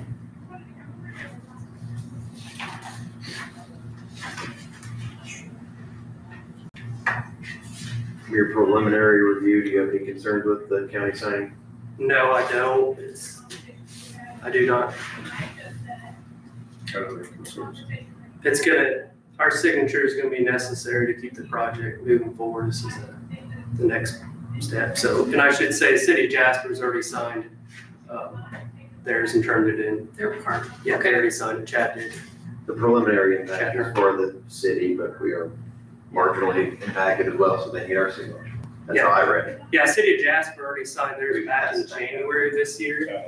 And then everything was submitted to Indiana DNR, and Indiana DNR came back and said, we'd like Du Bois County to also sign this, since part of that floodplain that they're impacting is within Du Bois County. I'll make a motion that we sign the document regarding the City of Jasper 15th Street Extension Program. Second. Any other discussion? All in favor of the motion, say aye. Aye. We all know about a project coming up, the roundabout, State Road 162 and 64. I've actually gotten some phone calls on that there with concerns of when is that happening? What are you gonna do about the additional traffic on the county roads, looking at it from a safety perspective? So I just wanna make sure for the public's awareness that I am meeting with NDOT in the near future to discuss ways to minimize impacts of traffic and maximize safety and mobility. So NDOT's the one that actually reached out to me and said, hey, we understand this is going to potentially affect the county roads. So just seeing what we can do to help minimize this. Sure. So just for the public's awareness, those conversations are being had. And is my assumption correct that the county or the state, because they're closing the road, they will give a reroute if that road is ever closed, and they will route people a distance that is considerably impractical generally. So they also will say, we understand that people may not use this. So I think in the past, we've looked at the road that's more likely to be taken. That's the alternative road. We grade it. If it gets damaged, then they help cover that. Is that correct? That's correct. The state's not allowed to detour on the county roads. They have to use the official state roads to detour, which can be long. But it sounds like right now, which the design is not final for this roundabout project, but current design is showing to maintain travel in both directions for both the State Road 162 and 64, which is good because close one of those, it would put more traffic on our county roads. That's the same information I've had too, that they're gonna keep it open somehow. That is the reason why it got pushed back a year, is because it got a redesign in order to allow it to stay open. Excellent. Anybody else have anything for, I didn't sign those, so. Yeah, if they close it for a month or two, it'd be nice. oh yeah. People would find ways around and that could be bad. Okay, we have 9:45, we're a little behind on that. Office Disaster Recovery Resilience. Darren Hubble? What's it, you know what that is? It said you got the email. I didn't Is put there anyone here named Darren Hubble? They got put on the agenda. They said you got the email. I didn't talk to the gentleman. Small Business Administration Office Disaster Recovery Resilience email was sent to me. Okay, well, they're not here anyway, so even if I did get it, which I don't recall getting it, I sure don't know what that would be. Well, we're back on schedule. Office Disaster Recovery. There was something that I didn't. we had some weather that in my estimation, over the last couple of months, it wasn't as bad as stuff we've had in the past, but there were dollars available if people wanted to turn in claims, but I don't think that we were impacted so much that I even paid attention. So, there we go, we're back on schedule. Let's talk to Mr. Young regarding ambulance remount. A couple forms here for you. So the top form is the replacement schedule. The back form is, Yes. the back form is the maintenance law for 2025. So Ryan Young, Director of the Ambulance Service. Basically, we had money in this year's budget yet to do another remount. So as you look at the replacement, the first truck that's going to be replaced in 2026, that's already completed. We're just waiting on the build for that. So this would be for that second 431 truck. Currently has 185,000 miles on it. So if we do this, we would project that will be available in 2027. So we aim for about 300,000 miles on the truck when we replace it. So looking to probably put another 100,000 miles on it in the next year and a half, 2-year time frame. And so the fleet summary, you're just giving us an update on the condition of the Yes. vehicles, what's been going on over the last Correct. year on those, so that's good. No, I don't have any issues with the replacement schedule that's presented. We talked about it privately a little bit, and I think we're on a good schedule. As you see, also put on there, so on the replacement schedule, what's new and what was remounted. So as we go down, 431 will remount that again. Typically, you can get two cycles out of a box, so you'll buy it new and then be able to remount it one more time. So the difference in the remount and the new is about around 60,000. But as we move down, all those news will become remounts, and so then we'll have to start purchasing new again. So you're kind of giving us this just for information because it's already been approved. Right. And And then just, I guess, approval to go ahead and start the bidding process and put that out there.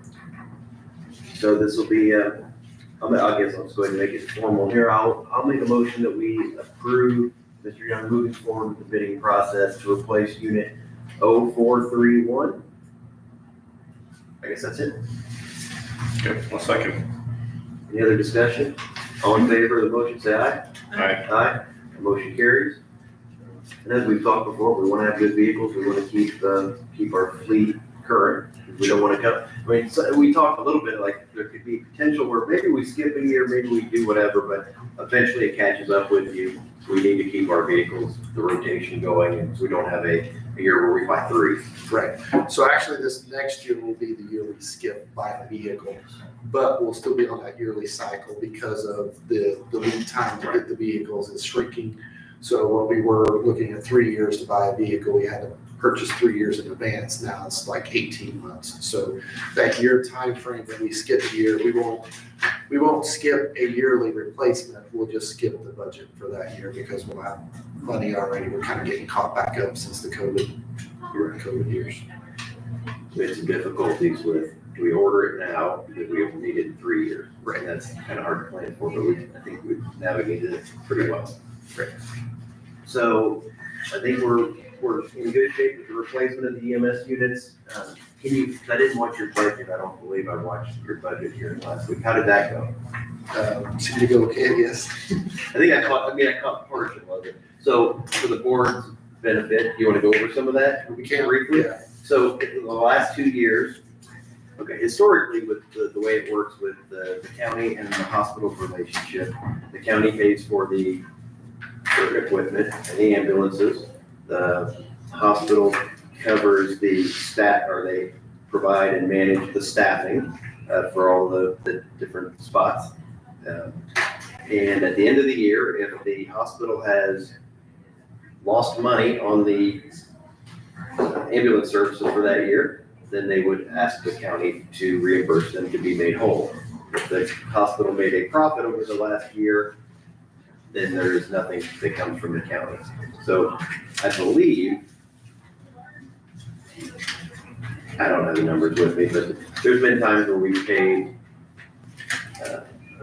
$800,000 between, long story short, last 2 years we haven't had to pay any subsidy.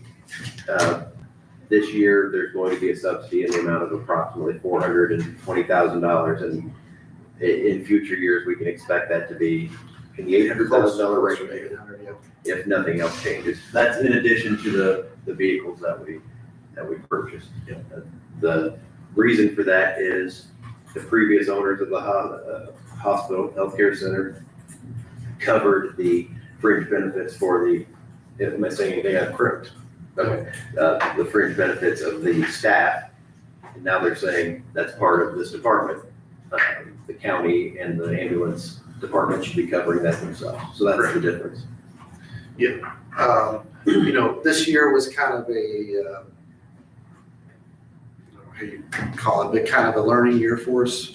So we switched to Deaconess EMS, which incurred, we switched billing companies. We got away from the hospital, which will increase our reimbursement. But now we're also paying for that service, that billing service. We weren't paying for that before with the hospital. The patient financial services did it, and we received no bill for that. They billed for us. So that's another added expense that we didn't have last year. So there's really, it's just the difference in how Deaconess does business versus the difference in how Memorial used to do business is kind of where we're at. So they didn't charge individual departments for certain things. It was just all placed in a bucket, and that's kind of, HR takes care of the fringe benefit type things for the entire hospital. Just, I'm assuming that's probably how the county does it. They don't bill, the highway department for 30 employees fringe benefits.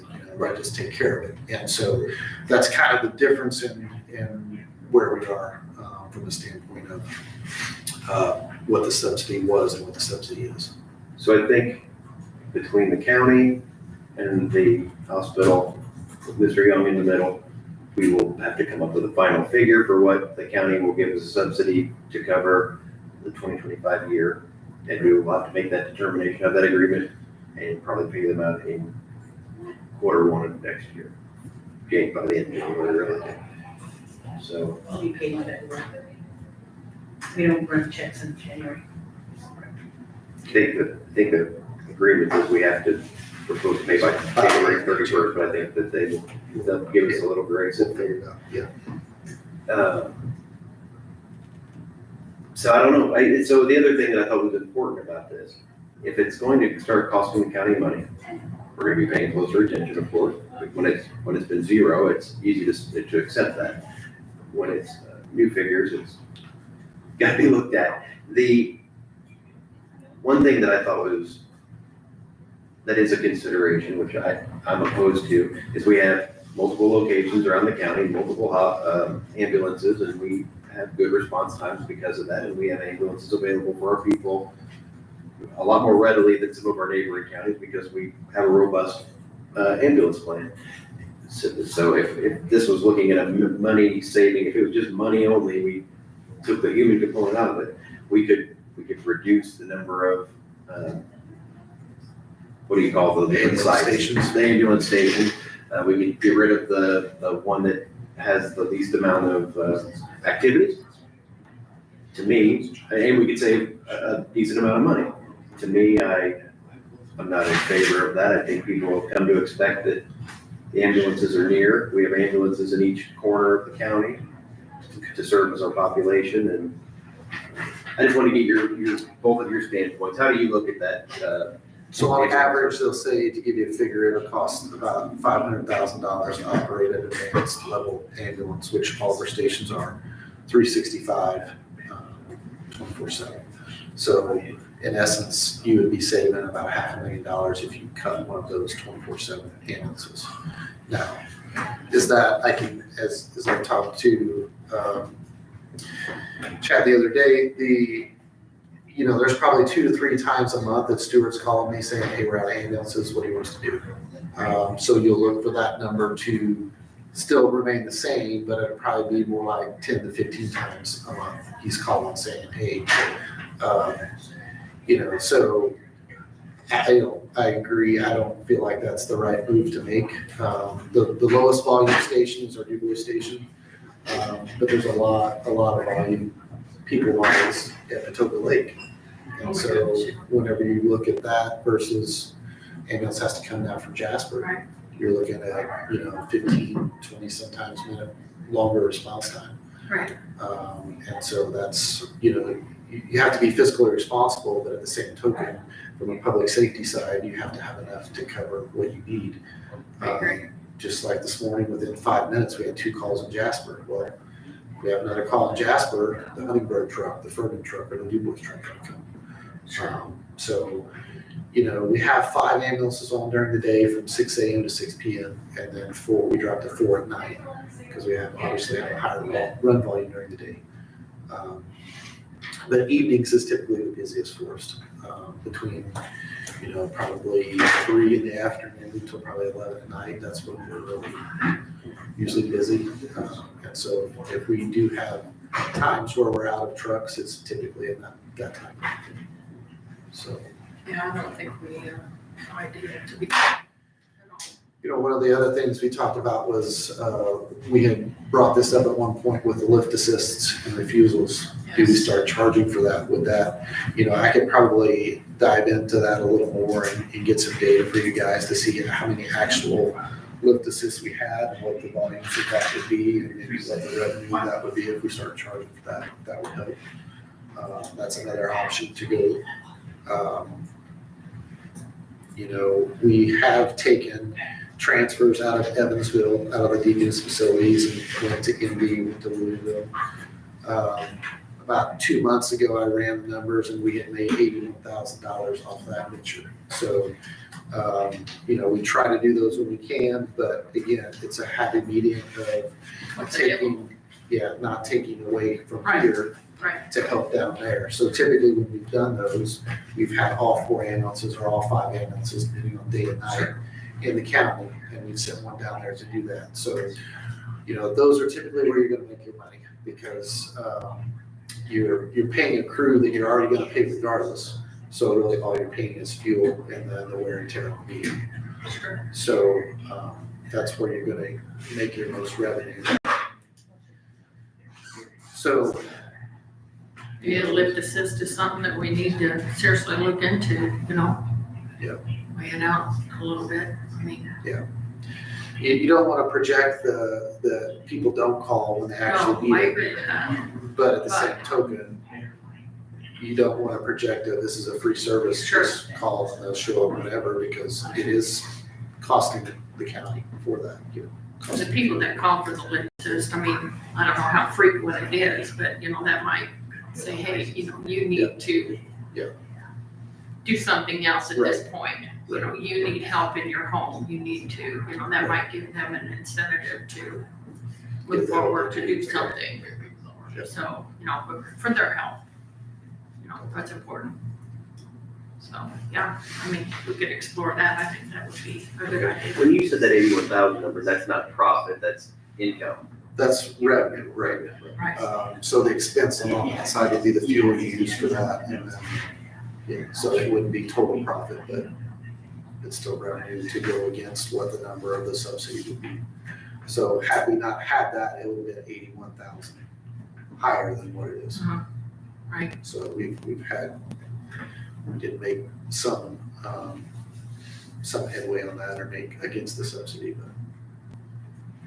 Commissioner Oster, do you have any comments on the ambulance situation? I don't like the idea of shutting one of them down.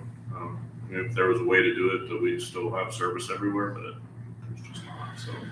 Yeah, we do, like if we, there's times where we don't have the staff for it, so we'll shut a truck down. And so that helps, but then again, it's a gamble.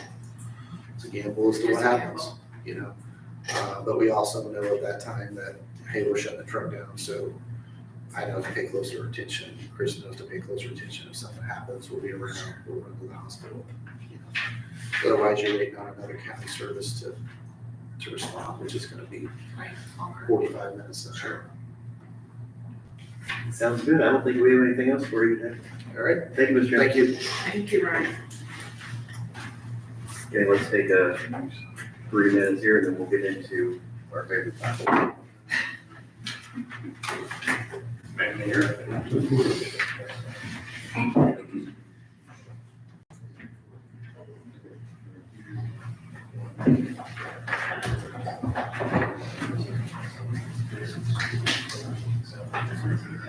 Okay.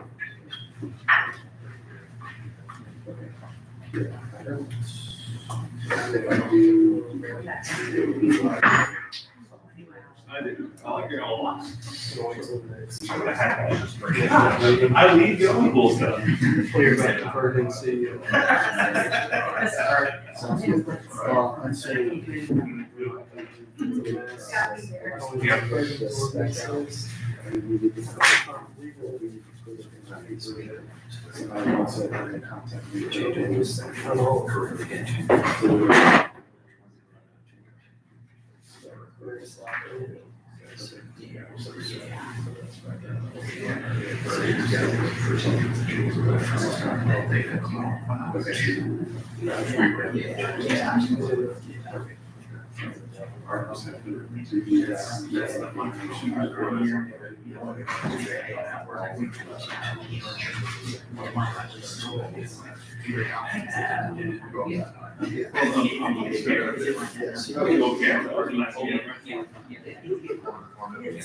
No, it's it.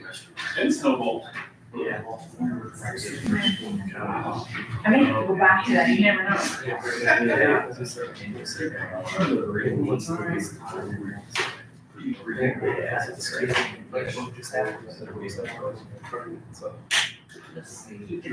next meeting.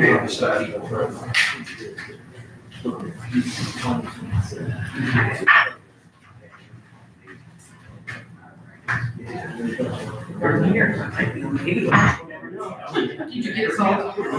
He said the next meeting, I said, I might be on baby watch. I will be on baby watch. If you're gone, I'll know where you're at. Awesome. Yeah, shouldn't miss that. I won't. No. With a joke.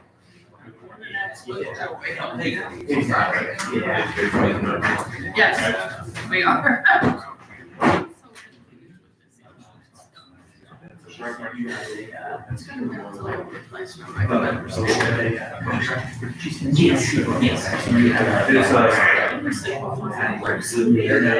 Yeah, you've got projects on there too. I say, as an example of something I'm doing with the United States there.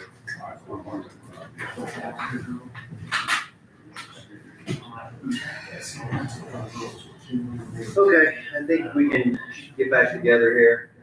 Next up, we're gonna talk about health insurance and, potential wellness plan.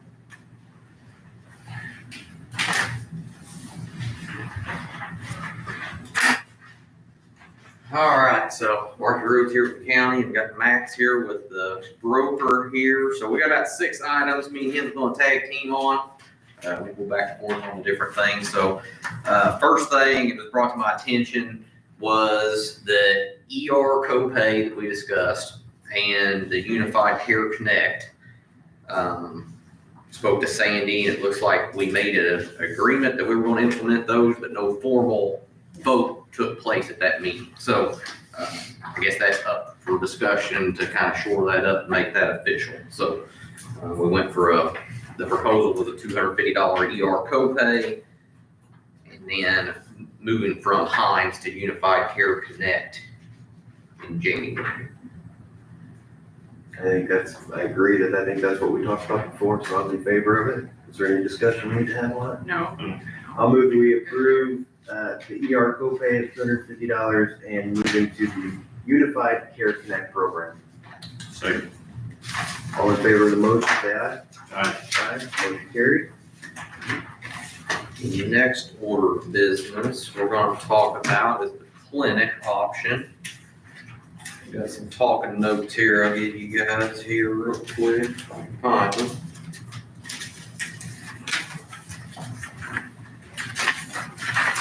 Will you guys be sending information on the plan so people know the amend the plan, or how would you do that? Okay.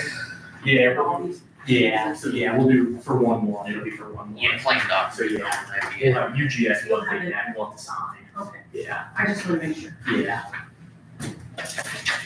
So I want to discuss that clinic model that Deacon has proposed, knowing more with the presentation that you guys got to see, and then Kenley and them coming on site at the commissioners meeting a little over a month ago. Do we want to move forward with this initiative for 2026? I did crunch some official numbers here. The current cost on an annual basis for 2026 would be right around $115,000. That would come out to around a $500 additional benefit for all COVID employees and dependents. So a couple notes, we would run our health screen through the clinic if we go down this route.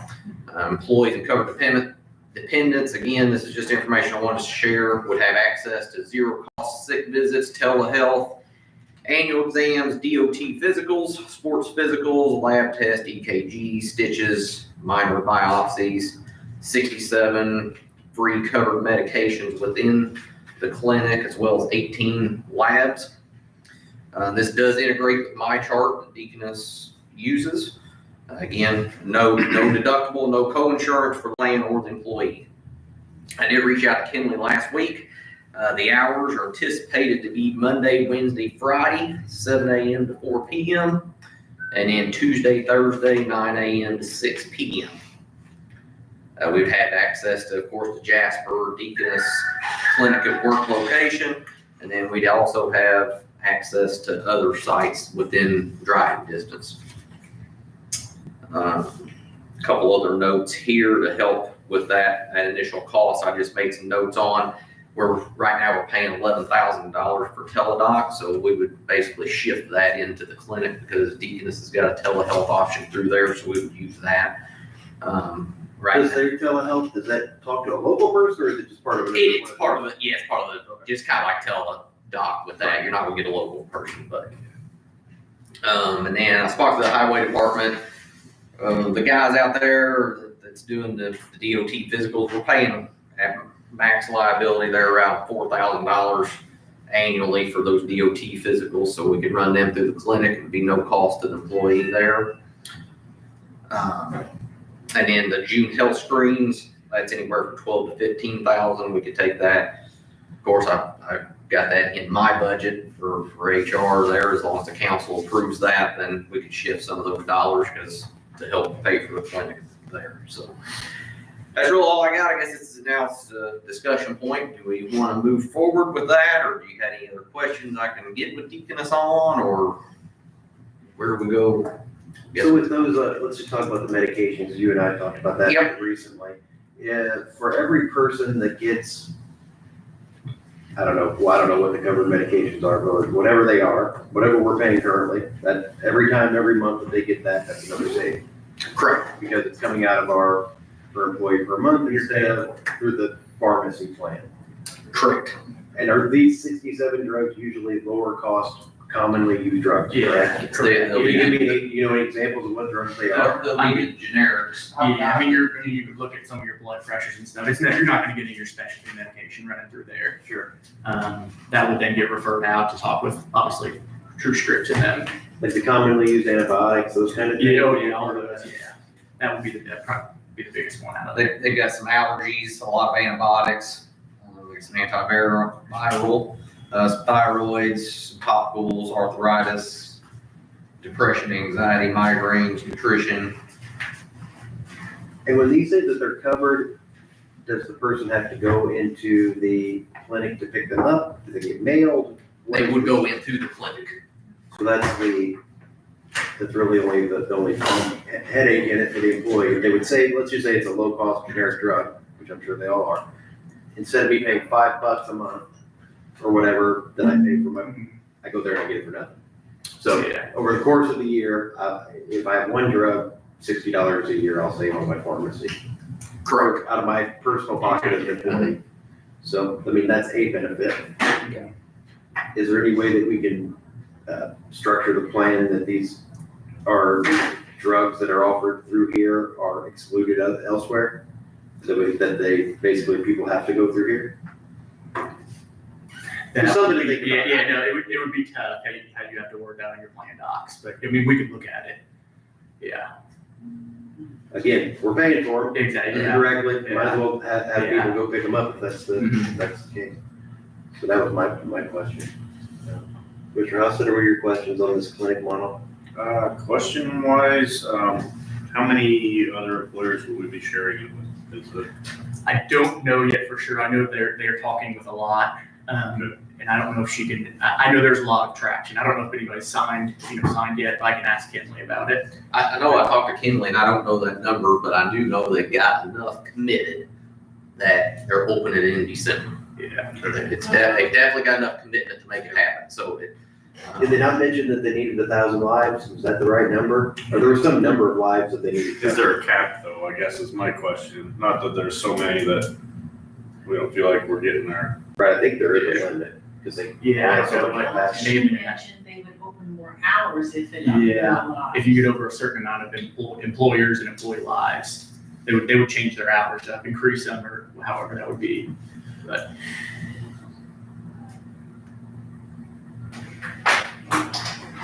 yeah, right now they're going to a 40-hour clinic, which I think is good. I think anything shy of 40 hours, I would kind of not lean in favor, because I think it's important to have that open Monday through Friday if you're offering it. So Right, and you and I had talked about switching. yeah, and I did share that with them. I said, have an additional late night might Right, be like Monday, Wednesday, beneficial. Friday open till 6, and then Tuesday, Thursday open till 4 or Different something. hours, Just gonna yeah. switch those around a Yeah. little bit, because then again, we're trying to avoid people from going to the ER. Make this a little bit more convenient, so. yeah, The I agree. hours is just, Yeah, it's 4 Monday, Wednesday, Friday, and then Tuesday, Thursday night, 6. to help me understand a little bit, you talked about the pharmacy part of it. So if someone does not have a family physician established, as me as a patient, and I walk in there, you discover, wow, I've got high blood pressure, so you put me on that medication, I walk out the door with it.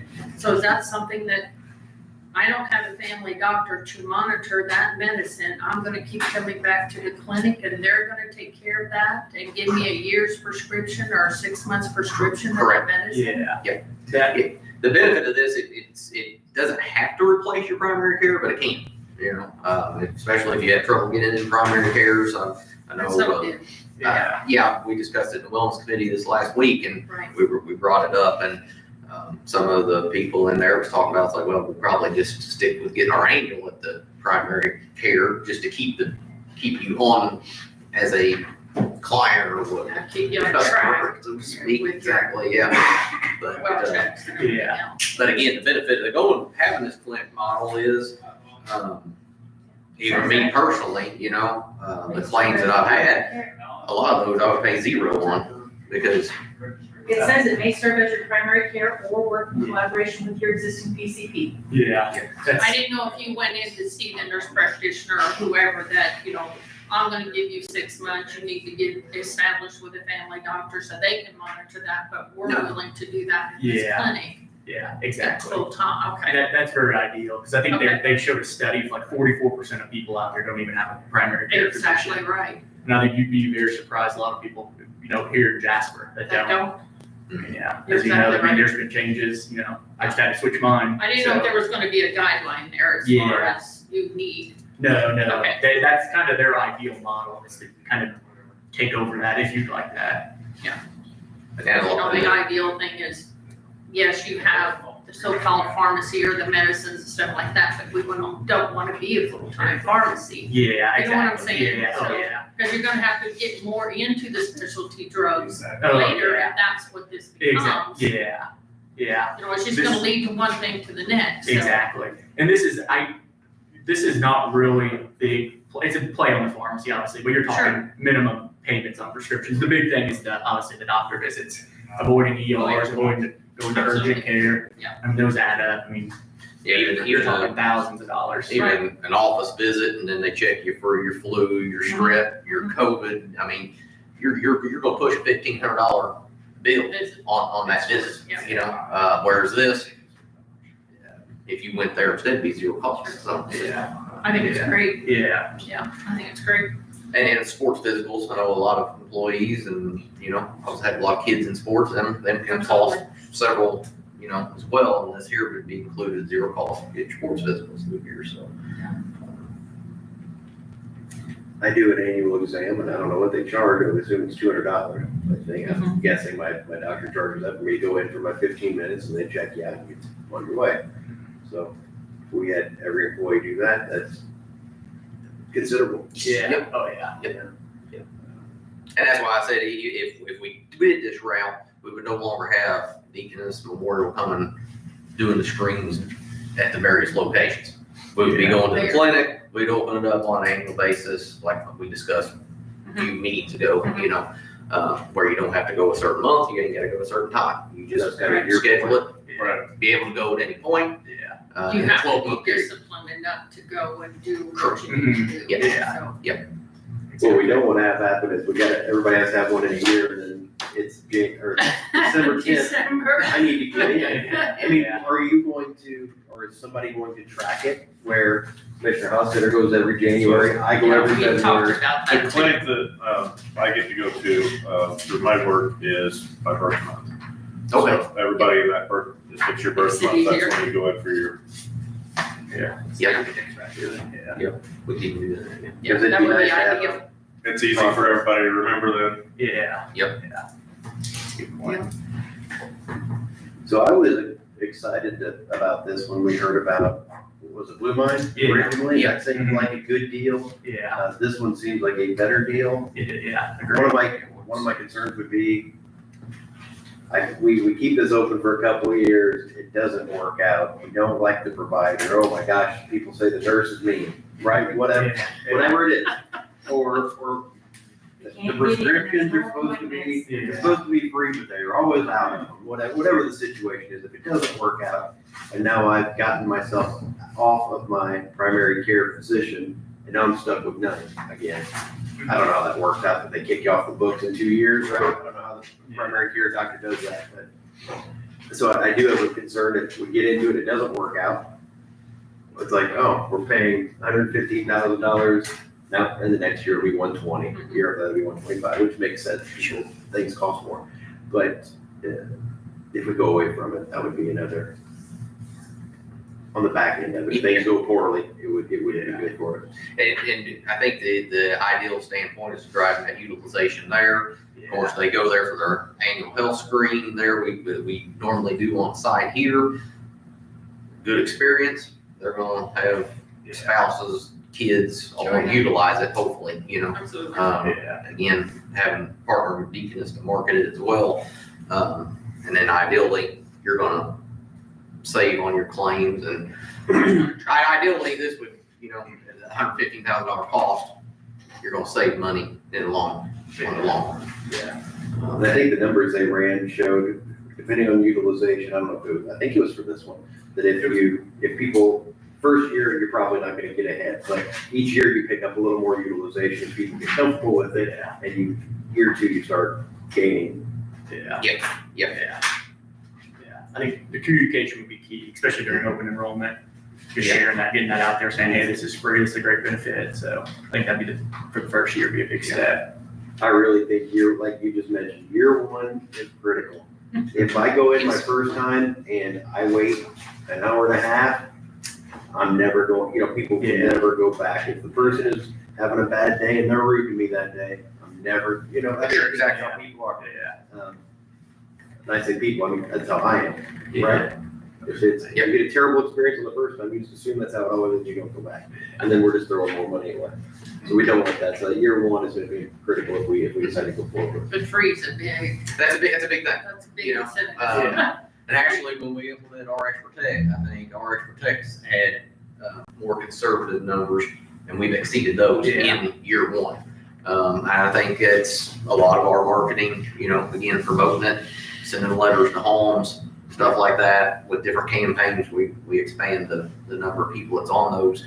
I think this is no different. I think we set the bar there of having the health screens there. That way we're getting everybody there. That way they're getting to see it. So I would expect our utilization to be higher than what they expect, if we design it with the funnel in mind, funnel people there. So. I don't know about you guys, but that my chart I think is wonderful. Oh, it's great. I mean, they I'm almost, glad that's connected. for some people, they give you your information too quickly. And you're like, oh, now I've got to wait 3 days to talk to my doctor about this. I'm probably going to die. Yeah.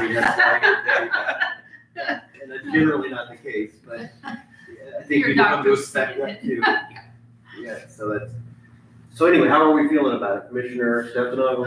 I think it's great. Yep. I mean, I like, the different things that, the ER, the everything, I think it's great. I think, we need to move forward with the clinic and. Commissioner Oster, your thoughts? We have a clinic where I currently work and I love it and I utilize it, and I think our county employees would love it and utilize it as well. So I'd like to see us go forward with it. For both of you, what are your concerns? The cost, I mean, Of I'm not course. crazy about the cost, but I do think that we're gonna get it back. We'll be in the first year, but I think it would be a great benefit. I really do in the long run. May not show right away, but. Yeah, I mean, I crunched numbers that, from Right. an employee morale benefit, it's an additional $500 benefit for the employee and all the dependents right off the bat, it's an added benefit. So how do you figure that? How did you come up with that? Taking the total cost divided by the number of lives on the plan comes out, Okay. basically $500. I think it could be good for our recruitment as well. Correct. If it costs us $42 times. Yeah. Auditor Moore, what do you think? I'm sure tired, I don't know. It does do. What, do you have any concerns?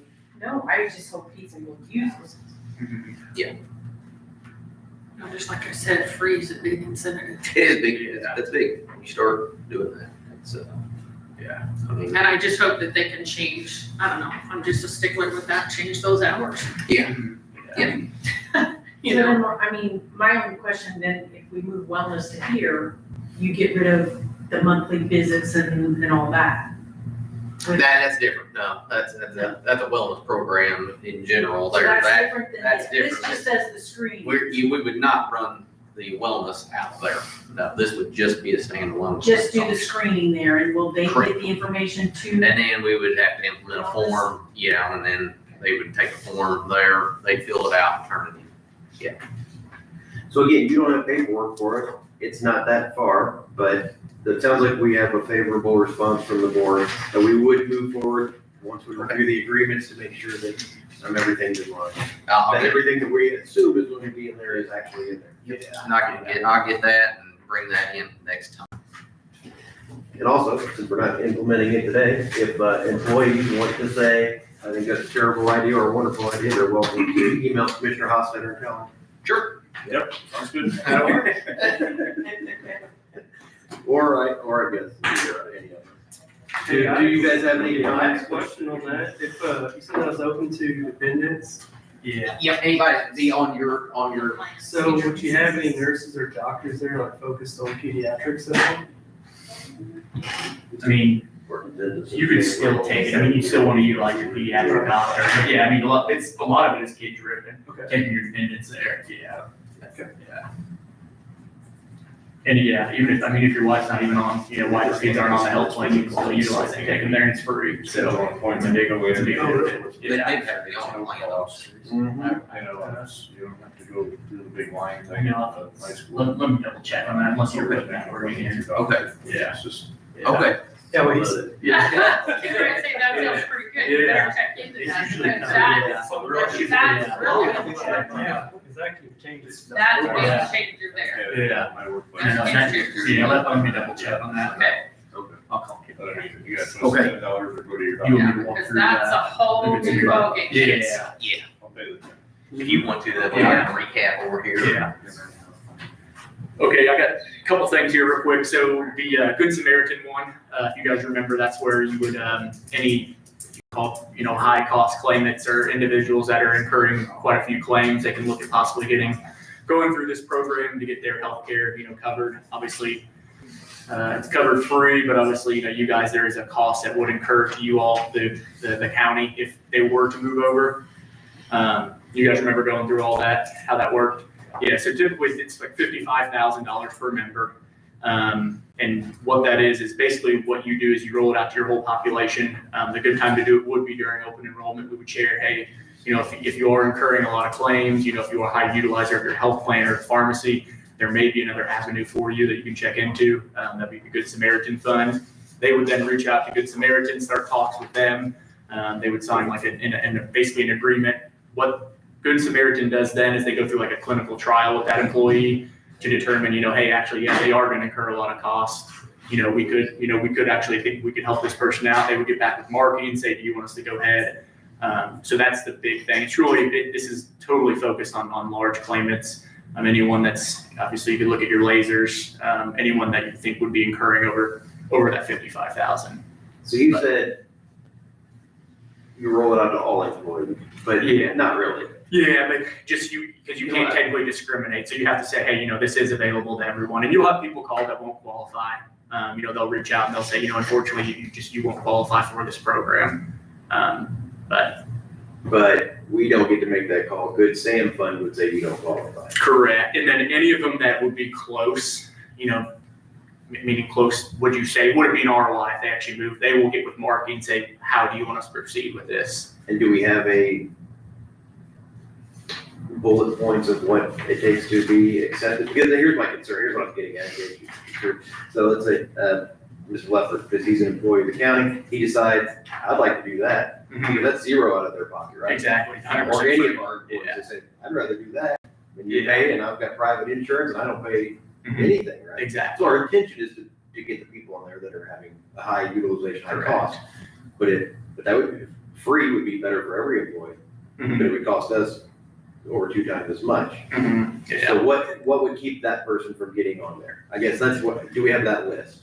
Yeah, I mean, they'll go through a full clinical trial with them. They'll look at past claims. They'll look at that case management notes from nurses that we would share with them. But then, basically they would come back and say, hey, unfortunately, you don't qualify for this program. But I think we got the contract, didn't we? I think you guys reviewed. I think it was reviewed. I don't remember it. I guess I'd like, just to protect us, because if you say we can't discriminate of who can do it, I Yeah. don't want 220 employees doing it, now we pay twice as much Yeah. for our plans. Yeah, there's a, you gotta check certain boxes that qualifies, it qualifies you eligible for the Good Sam We can Fund. get the actual legality language of that. Do you know, are you You see where my. Yeah, I know what it's called back, but yeah, and it's certain dollar amount, but I don't know that off the top of my head, but it is, you gotta have a certain amount of claims and, you know, you gotta check. You think I'm being boxes. ridiculous? You think? Oh, this is all groups we work with have the same concern with it. Right. Um, Because heck, I'd rather have free insurance yeah, I mean, than yeah. cheap, instead of cheap. Yeah, I feel like we just talked about with the wellness thing. I'd rather go out there for free than $15 for a sports physical somewhere else. Why not? Exactly, I mean, yeah. Those are all things that encourage people. yeah. So yeah, I don't know that, I'm not a huge fan of this Good Sam thing, but there's no cost to us to be a part of it. And if only the higher utilizing people are available. I mean, there's a lot of, if the safeguards are there, I don't mind us having it as an eligible item. What do the two of you think? Yeah, I mean, I'd have the same concerns as you. Yeah. You know, of course, breeze better, but yeah, if the safeguards are there, I mean, it seems to make sense. I'm sure there's certain criteria that they have to follow, a lot of boxes. Yeah. Yeah. Not necessarily a certain diagnosis. No, No, okay. yeah. I treat this one similar to the wellness thing. We have to look at the paperwork. Yeah, Sure, it makes sense, but I think we have a favorable opinion as a board. Is that correct? And they join this annually, correct? Correct, so you basically have to do, they have to have like a qualifying life event or during open enrollment. But the best time to roll it out would be during open enrollment. And then they're in it for the whole year, then they have to do the next one? Correct, yeah, but once they're already in it, they will have that point of contact that will be reaching out to them saying, hey, your renewal's coming up, here's everything, but. And if we decide to do it, we'll probably start, doing some campaigning in September, open it up and have that October timeframe ahead of open enrollment, because if they're gonna go that way, they'll want to sign up versus the 2 weeks in, we usually have your tag for open enrollment, so. Yeah, if we want to save money on the plane, we have to give them some of the tools that they bring us to try. Now, if nobody joins it, It's free for you guys, yeah. I mean, you only pay if someone enrolls, kind of similar to, your RX program, international. We have to talk about that one any further? Yeah, we get that contract, we can send it over to you. One other. I was saying you wanna go ahead and hit the bio. Yeah, okay, so I'll the biosimilar, you've probably heard this would be in regards to TrueScript. What we are suggesting, what you guys do, and we'll get the actual legality of the language, but we would suggest putting some biosimilar plan language into your documents for TrueScripts going forward. As you know, some of the prescriptions out there are getting crazy expensive and there's more hitting the market all the time. Biosimilar, in layman's terms, broad terms, is basically biosimilars are not really, but they are initially the generic forms of different of these very expensive prescriptions. And these biosimilars are hitting the market like crazy to combat those. For instance, we have another group we work with here in town. They have someone that's taking Stelara. You probably see tons of commercials on it. Paying for Stelara fill is about $25,000. This biosimilar you get for $1,400. So what we're doing and what TrueScripts is pushing is start to say, hey, let's put this language in your. There's just so many people that want to talk about health insurance. Oh, come on, I can't believe YouTube's got the bandwidth to handle our meetings. So let's continue on then. I think this one goes in the same box as the others. There's a favorable opinion of it. Okay. Yeah, we'll try to get back next week or in 2 weeks with more of the actual language that we put in there.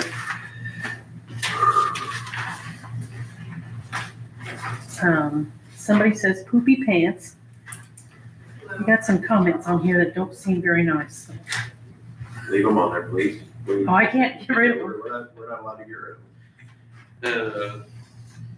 Next item we got is the covered spouses on the medical insurance, a secondary discussion that was brought up here, a couple weeks ago at the meeting. So I shared with you the cost savings opportunity versus the disruption, concerned employee morale. Like I mentioned earlier, I don't think I would recommend in favor of removing the secondary option. The cost savings just is not there. On the date of November 2024 to June 2025, we covered 31 spouses as secondary. The claims paid $31,069. 5 of those spouses we paid $0 on. 19 spouses less than $1,000 on. I just don't think the bang for the buck's there. But I did want to get you guys the data, and, you know, you guys can take it from here.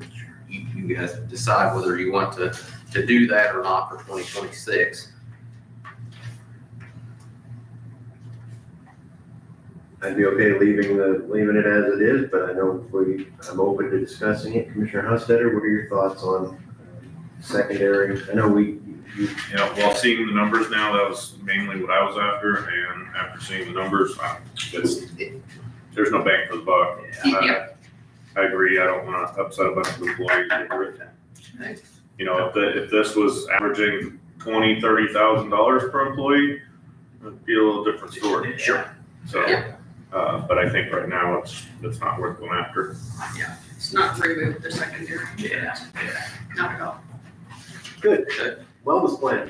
Wellness plan is the last item of business here. I know at the last meeting here, we were discussing the differences of, you know, what that should look like. So, since then, we did have a wellness team meeting. The wellness team meeting recommended the same structure 2026 at minimum. They didn't want to see us lessen it. Worst thing, they would say beef it up a little bit. They recommended we also retain the monthly lunch and learns. Again, look at those reasonable alternative options for meeting 3 of the 5. Like we discussed at the meeting about a month ago, we would add a waist circumference option within the BMI category, tighten the cholesterol Can standard. you go back, stop there, because what do we mean by, I know what waist circumference is, but what does that mean is a waist circumference? What they would do is they would measure, because right now, everything's being based off BMI numbers, which BMI numbers, people argue that all day, is that's not exactly a true tell on a health condition, you know? They already take our waist circumference. Yes, My lady did it. correct, but it's not a qualifier, and now that for 2026, it would be a qualifier. If you're within so much on your waist, then you qualify. So we're gonna be You would check the box. 6 categories then? No, It's the BMI. BMI or replacement. not replace it, you still have BMI with the set numbers, but or waist circumference in within so much. So suck it in. So. Got it. Everything moves up here. Big, deep breath. Okay, no, I think that sounds fine because the history of BMI is shady and it's Exactly. questionable, so good. We would tighten the cholesterol standard slightly for 2026. We would require covered spouses to also participate in the health screen and meet the 3 of the 5 standards to earn wellness. So basically what this would mean is anyone that's on employee spouse plan or the family plan, the spouse would also have to go through the health screen and meet 3 of 5 screening standards to be wellness in 2027. So the employee plus the spouse has to go through the health screen and meet 3 of 5 screenings. And then have to be reasonable alternatives, but not monthly or quarterly checks. Correct. Yes. I did obtain the initial health screen report data from Deaconess that we did in June. Based on our relaxed standards, I am happy to report that we did improve in 3 to 5 areas compared to 2024. Our blood pressure, 92% met in 2025 compared to 81% in 2024. Cholesterol, 76% met in 2025 compared to 72% in 2024. Glucose, 73% met the standard versus 66% in 2024. So that's on a positive note there. So on the other 2, did we get worse or we stayed? BMI, we stayed flat. Nicotine, we did have additional users for 2025. So. Maybe people can smoke. Do all vapes, any vape that a person uses, does that come up as a nicotine? I know some do. I don't know if they all do or not. I know some do. But Is that, I mean, that's what they test for we call it tobacco, but I mean, it's just nicotine is what they're really. Yeah. I think some of them's all some synthetic base. Some's got some nicotine, so I don't know. I think some of them do. I don't know. Some of them would cause them to pass to not pass their drug test as well, so. Probably. I think you're probably right. And like I mentioned earlier, if we was to look at an alternate program, than what we currently have, we are gonna cost save 12 to 15,000, which we discussed, but we'd also lose our tracking ability for stuff. So we would have to find another solution if we didn't go this route. The route I'm proposing today is, I'm gonna support the wellness committee. This is the direction they want to go. So I am gonna propose that today. If we decide we don't wanna go down that route, we can look at other options, so. Are you guys, one of you on the wellness committee? I've never been on it. I You was were at the years very ago, right? beginning, yeah. So do we need to have a commissioner representative from? Oh, you are on it. I am on it. I didn't hear you. I apologize. Sorry, I'm shaking my head, so I didn't interrupt what you were saying. I thought you were shaking it that way. Okay, so Yes. this sound accurate from your? Yes. Yeah, we had a meeting last week and it was, Have we ever talked to the health department about whether they could manage the tracking and the quarterlies? Years ago, they did talk about it, but people in the health department didn't want their coworkers tracking them.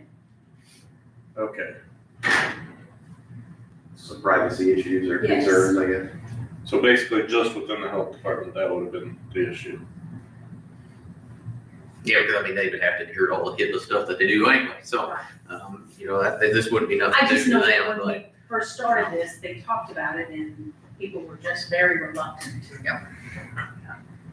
I was looking at that 12, 15,000 a year, that, if we can keep that in-house and save that'd be great. That would be a new position then, because what he has now can't really take on the county. So Commissioner Stephenson, what is your thoughts? Or what are your thoughts? we went through all this last week in our meeting, didn't we, Marky? Yeah, Do you agree as a commissioner, outside of just being in the wellness committee, that this is the route we should go? Yes, yeah. There was long discussions last week in our meeting, so yes. Any of these parts that you would think we need to take out? No, Or anything we need to add? no. We went Commissioner through Hofstad? these pretty thorough last week. I'm still on the fence with it. I just feel like we paid $12,000 to $15,000 to have that tracking, and I just don't know if we're getting what we paid for. And I don't know that it's really moving the needle as far as making us healthier. But I mean, if you guys are both for it, I'm not gonna put up a huge fight to try to stop us from doing it. Well, I think you may not think it's moving the needle, but at least it's doing something rather than saying, we don't care if you're well or not. I don't think it's saying that we don't care. Because we're trying to promote, do the better thing, do the more wellness thing, make the better choices. But we're doing very, very minimum, and we're hiring somebody to do it for us. So I think I'm on board with what the wellness people came up with, if that's true. That looks like we're at a minimum 2 of 3 favorable for it, so I guess we'll just formally do it. I'll move that we approve the wellness plan design as it's been presented to us. I'll second. Okay, any other discussion on it? All in favor, say aye. Aye. Motion carries. I guess all we have, next meeting, we'll try to bring the good, more detailed stuff on Good Sam, and contract with the clinic, and do some language with true scripts for the biosimilars. Yeah. I'm looking forward to a year from now, telling you how great of a job you did, how our payments are down so much. We just can't believe it. I'll have my attaboys ready. There you go. So nothing else? That's all we have. Okay, I appreciate your work on this. Yeah, thanks. Thank you, guys. I think, just to reiterate, I think my most important thing that I'd like to know is how do we, with that Good Sam thing, how do we make sure? Yeah. What are the criteria? Yeah. I'll get that. Great. No, I'll let you know, Levi, on that. Dependence. Oh, yeah, because that's something that, I didn't understand that, so. Senator, do you have anything for the good of the order? Yes, you do. You have to amend the ordinance. We did. 2025 on that? Okay, I missed it then. When do we do that? Oh, here, okay, I got it. Sorry. Good, that's okay. Anything else, Mr. Chair? No, sir. Anything else from the highway department? Commissioner Stefano, No, sir, I'm good. Came back to me with something I didn't use. Mr. Hofstadter? Commissioners conference, the ICC annual conference. You going this year? Probably. Are you going this year? Wasn't planning on it, no. Okay. I am planning to go this year. I So guess I'll be the only one. Oh, you said no? No. Okay. Again, I'd like to do some of these things, but I didn't go last year, so I feel like, I've been every year, so. and I had been up until last year. Last year was the first one I missed. Right. Well, So, but I did go to road school last year, so I think I'll probably go to the commissioner conference this year, not to road school. We'll see if I have enough PTO days to make it work. I might be able to do one, but that's my plan. So if you're gonna go, are you gonna register yourself and all that? I was gonna ask you what would be easier. Cause I can register you for the conference, but it's better if you do your own hotel. Okay, why don't you go ahead and register me for the conference? Then I don't have For to the put it, full thing? because I'm gonna go up the day it starts, and I'm gonna stay the night of the, second and third.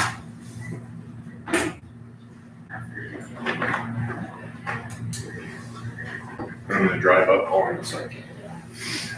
okay. Anything else? No, Anything sir. from the public? Guys? Look at those smiling faces, no? Wonderful. All right, we will close the meeting.